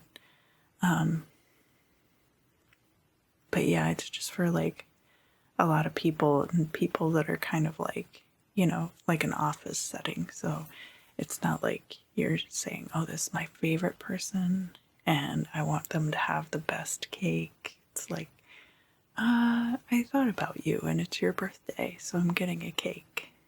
And I know everybody will be happy with it, but I'm not, you know, going to the fancy bakery or anything like that. Because I think somebody told you a week ago that there was going to be a party. So you had like some notice if you wanted to do something, but I don't think you were necessarily planning to do anything. Again, this is kind of like an office party or something. They might be shaking you down for money. Sometimes they're like, can you throw in $5 for this office party so we can get some orange soda and stuff? Something like that. Yeah, like orange soda, like one of those plain sheet cakes that has like, they put like congratulations or whatever on it. And like that really bland ice cream.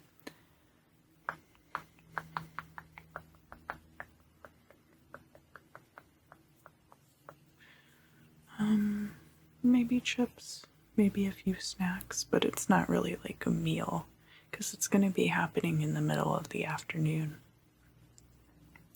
I think somebody already told you about this by the time you're watching this video. I think somebody will have already told you about this. It could be your birthday for some of you who are Sagittarius, moon, or rising signs. Obviously, if you're a Sagittarius sun sign, it's not going to be a party for you. But you might have forgotten about it right until the day of. It's certainly not something that's like high on your radar. But it would mean a lot to the person if you said happy birthday to them. If you like personally acknowledge it to them, that would like really mean a lot to them. So, you may not necessarily care about them that much, but sometimes it's useful to emotionally manipulate people in a really benign way. Just throwing that out there.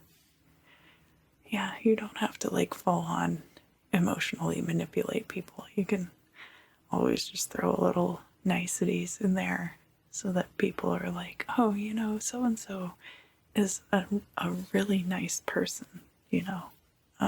I wouldn't want to do that to them. They're a really nice person, you know. Just saying. You don't have to do that, though, if you don't want to.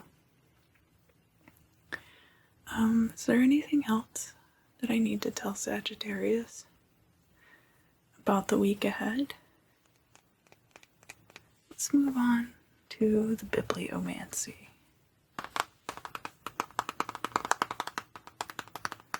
So direct your questions right here.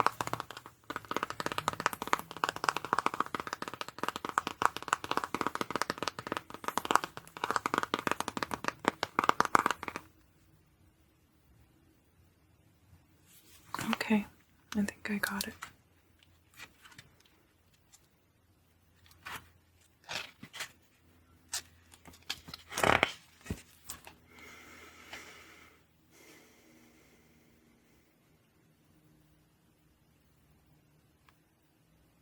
Yeah, I'm going to read you too, because they're pretty much the same. Be contented with thy lot, and there is little doubt of thy happiness. Be content, let tomorrow provide for itself. So, you know, sometimes you get ice cream and cake in the middle of the week. Sometimes you get a slice of Costco pizza to go with it. There's nothing wrong with that. Sometimes it's okay to just be happy with that and not be like, why didn't you bring me something from Porto's, you know? Not everybody has to be like super best friends all the time. But you do have good friends, and they care about you a lot.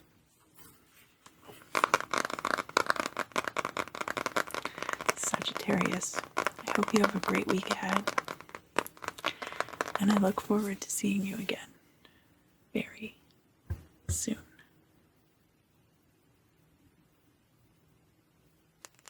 Capricorn, Capricorn, Capricorn.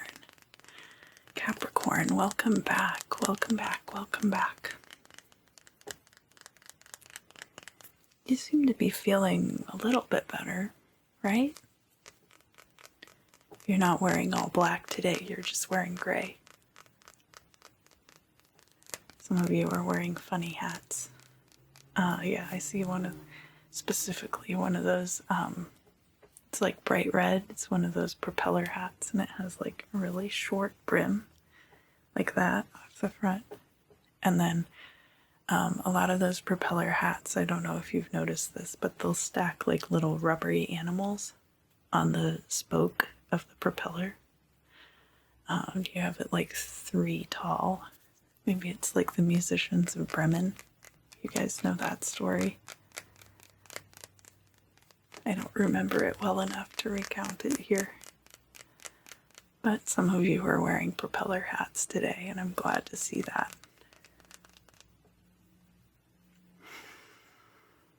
Yeah, you're like back on you're washing the dishes, you're sweeping the floor.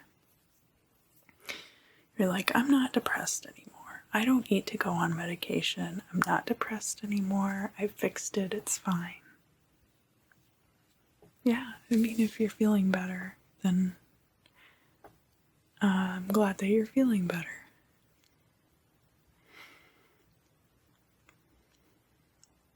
But I am hearing, what about next time? So somebody's asking you, what are you going to do the next time this happens? And you're like, it's not going to happen again. I'm not depressed. I am not depressed. I do not need to go on medication. This was situational. I think for a lot of you, it probably was just something that was situational.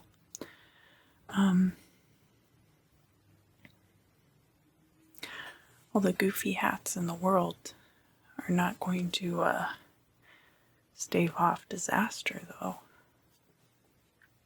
Yeah, but some of you are feeling a lot better wearing like propeller hats. Some of you have capes that looks like bats. Bats' wings.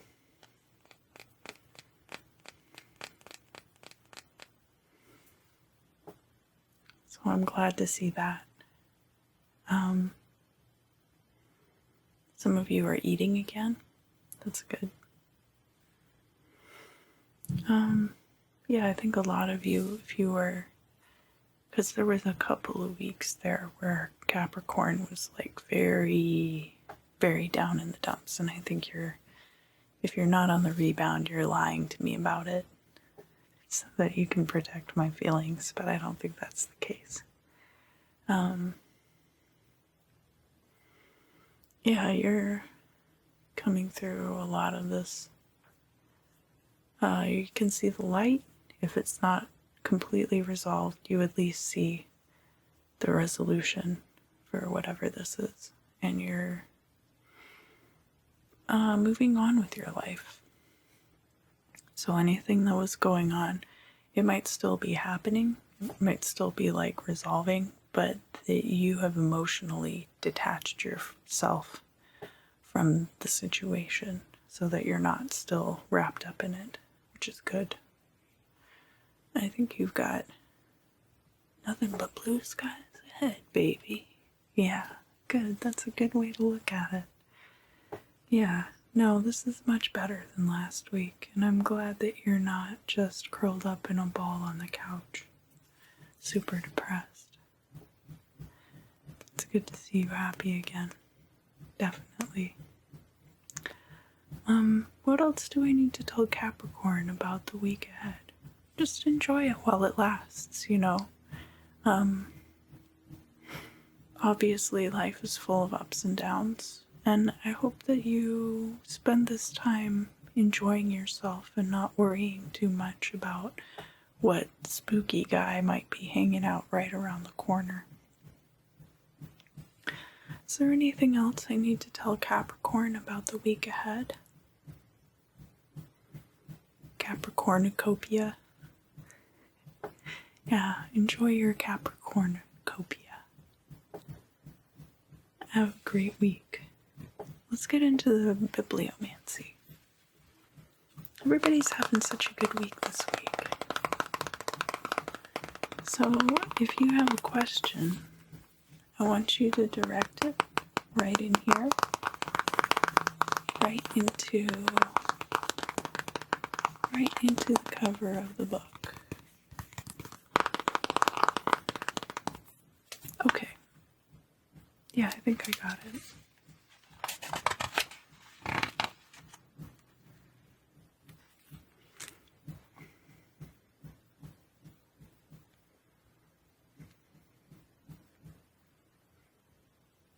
Yeah.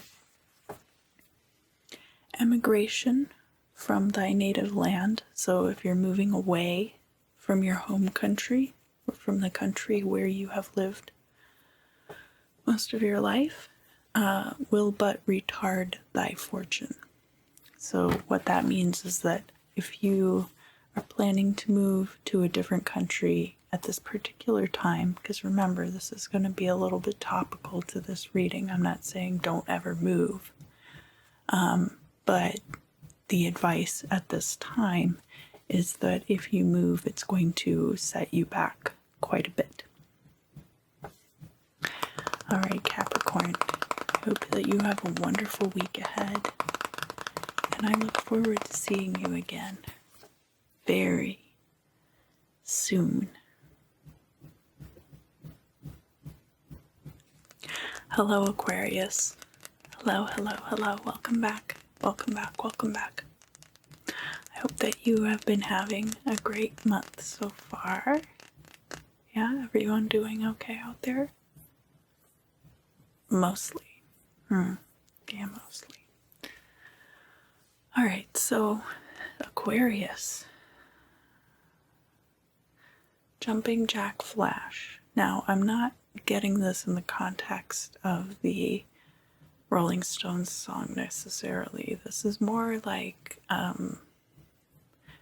somebody observing you kind of running around crazy. Like, oh wow, Jumping Jack Flash, you're like super busy, you know, like just running around getting stuff done. But it's not chaotic. It's very like organized and well planned out. So it's definitely not like you are running around like a chicken with your head cut off. And like the superhero, the Flash, can move faster than other people, so he can see like 15 steps ahead of everyone else. He can tell what they're doing before they even know they're going to do it. That kind of energy. And the idea of like jack of all trades. So like you're kind of putting your hands out into a bunch of different projects at this time, possibly as well. I remember last time you gave me that really great recipe for Cracker Jacks that you can make at home. That was really cool.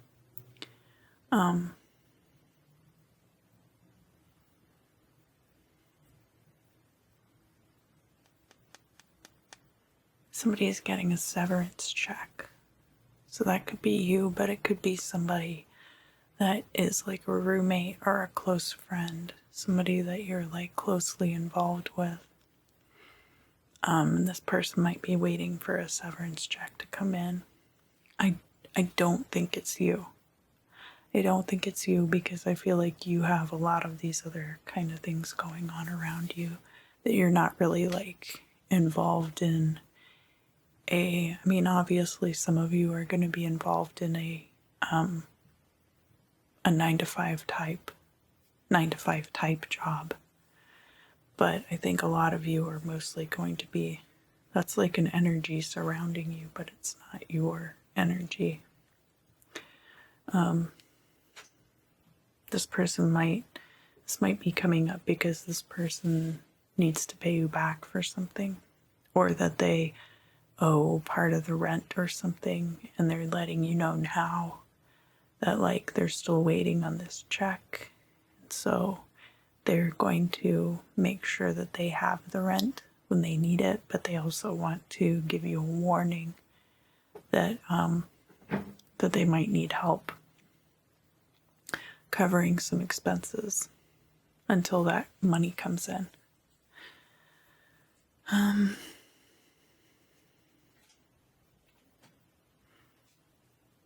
But he's not really taking you for granted. No, it's not like being taken for granted. He's very grateful that you're able to help him out in these ways when you can. And let's see. There are some other people involved in this situation too. I mean, there would have to be, right? If you're super busy and you're doing like a bunch of different projects, there's going to be a lot of different people involved in that. So you're kind of talking to a few different people, I think, about what's going on. But there's like a lot of moving parts, and I think that you might be responsible for coordinating a lot of those things for this particular project, whatever it might be. Because I think maybe a few of these different pieces of the project like fit together all into one thing. That's possible too.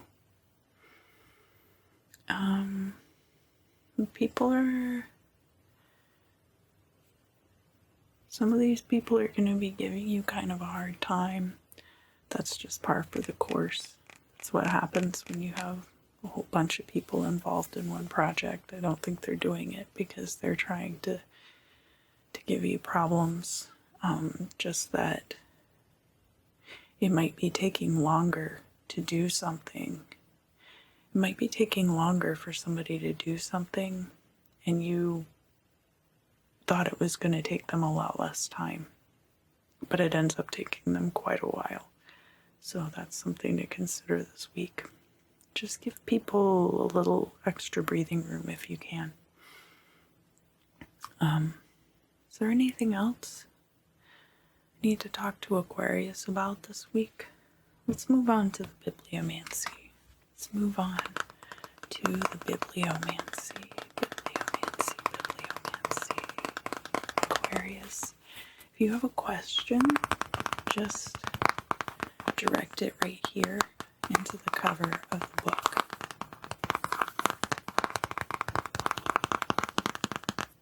Okay.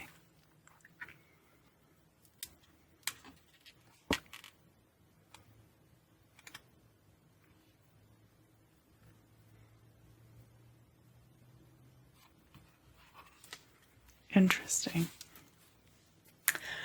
Show thy friend, by good treatment of him, that it is his interest to be faithful to thee. So,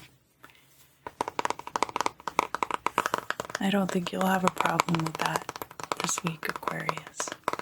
I don't think you will, but maybe some of you need a reminder. Aquarius, I hope that you have an excellent week ahead, and I look forward to seeing you again very soon. Hi Pisces, welcome back. Welcome back, welcome back, welcome back. Welcome back, Pisces. Welcome back, welcome back, welcome back. So, there was a little bit of activity in Pisces a few weeks ago, and I think a lot of that has subsided now. Now all the action is in Taurus, so more like a fixed earth energy as opposed to your mutable water energy. We do still have Neptune in Pisces, and I believe that's going to be for all of this year. Pisces has a very long, or Neptune has a very long orbit. And can go retrograde pretty easily. So, what's going on with Pisces this week? Started to get a bit of a headache in the front of my face. That could be on me. It is still a little bit like allergy season here, but it could be tension right here, tension right here, like right here in your eyebrows. I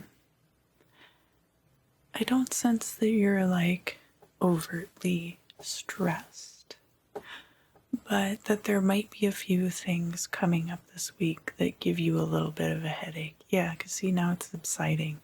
So I do think it might have more to do with like, just like things coming up either at work or in different things that you're working on that are kind of just a pain to deal with. And it's not particularly stressful. It's just very, I'm hearing nerve-wracking. So some of these things that might be kind of nerve-wracking to deal with, some of them might just be very tedious and take a while and require a lot of fiddling around and attention to detail. And with your mutable water energy, you like to kind of use the force and do things by feel, do things like how you're feeling them. I was making a jacket for a friend of mine a couple days ago, and the part in the back where the collar attaches, I made the pattern from scratch, and I was looking at it and I was like, this looks too wide, but it wasn't. And I was glad that I didn't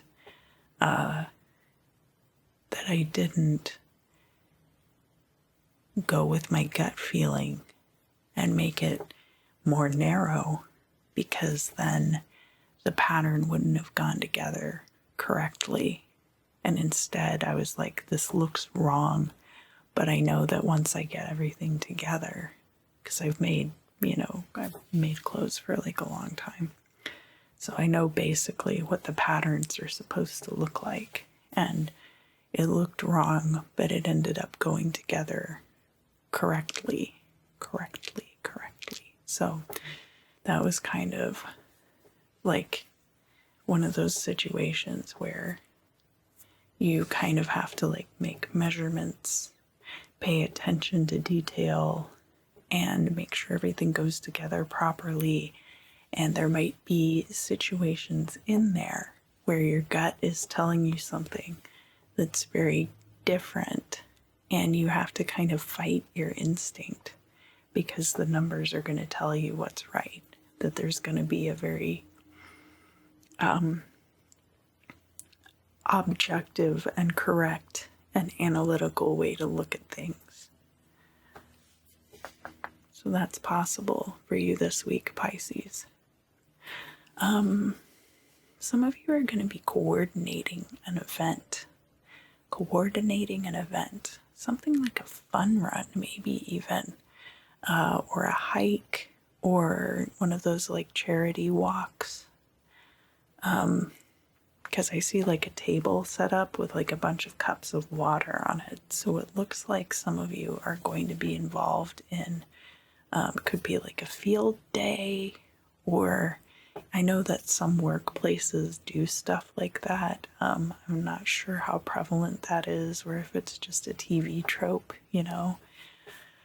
But I know that there are like marathons and other road races, so some of you could be working road races this week and having to coordinate, having to pay attention to people's like numbers. You could be in charge of that. You could be in charge of the registration part where you're handing people out their numbers, and maybe it looks wrong, but you know it's right. I know like certain big races, like the Boston Marathon, they actually put chips in their numbers so that to prevent people or to try to deter people from cheating or cutting corners on the course or something like that. So it could be something like that where you're having to pay attention to like a lot of different people, making sure that nobody is cutting corners to make their time better. Some races, it's really not going to matter. I mean, you know, like every little town has a fun run. Like most people are not going down there to be like, I won this race or that race. But I guess, you know, these things could happen to anybody. So if it's not a road race like that or something like that, it's going to be something similar. I feel like there's going to be coordinating groups of people. It's going to be an outdoor, possibly physical activity, and you could be in charge of like just making sure that these things go smoothly. Is there anything else that I need to tell Pisces, Sun, Moon, and Rising about the week ahead? Give it all you got. Go get 'em, Tiger. Let's move on to the bibliomancy. Biblio. So, if you would, just direct your questions right here into the cover of the book.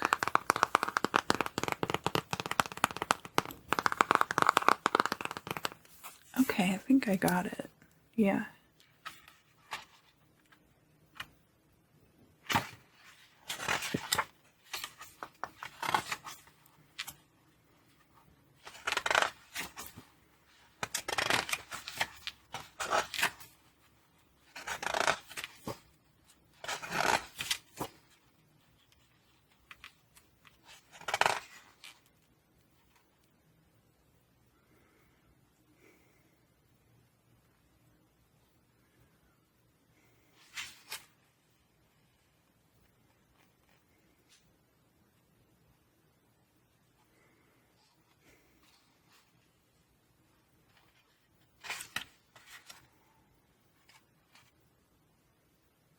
Okay, these two go together. The evil reports of thine enemies will not affect thy character. The gain at best will be trivial. So, people might be grumbling when you have to enforce certain rules, but it's really not going to be in their best interest to complain. All right, Pisces, I hope you have a wonderful week ahead, and I look forward to seeing you again very soon.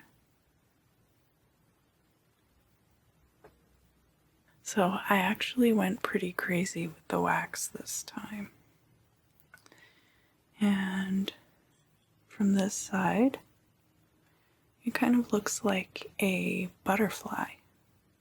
So there could be a lot of you emerging from your chrysalis, and transforming into a beautiful butterfly from a caterpillar.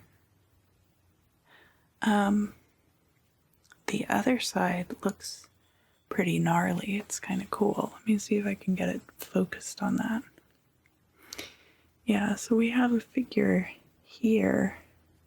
It looks like somebody in the nude climbing.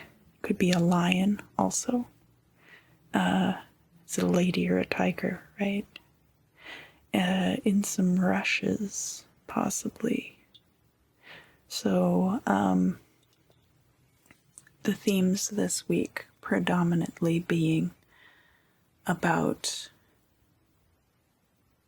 progression, whether that progression is metamorphosis into a beautiful butterfly, or the progression of climbing up a steep cliff through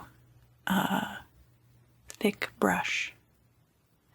It almost looks too like, let me see if I can show you. So it almost looks like they're hunting. Looks like a hunter, possibly sneaking up on some prey. So there could be something that you are hunting, that you are sneaking up on this week. Thank you for joining me this week. I always love to see you guys. If you enjoyed the readings, then please let me know down in the comments. I also have a Google form link down in the description box. If you would like to submit questions for future Q&A videos, I do have a Q&A video already out on my channel that you can watch and see what questions I've already answered. I'm going to try to do that maybe once a month. We'll see how it goes. We'll see if I get enough questions. I hope all of you have a wonderful week and a magnificent month. And I look forward to seeing you again very, very soon.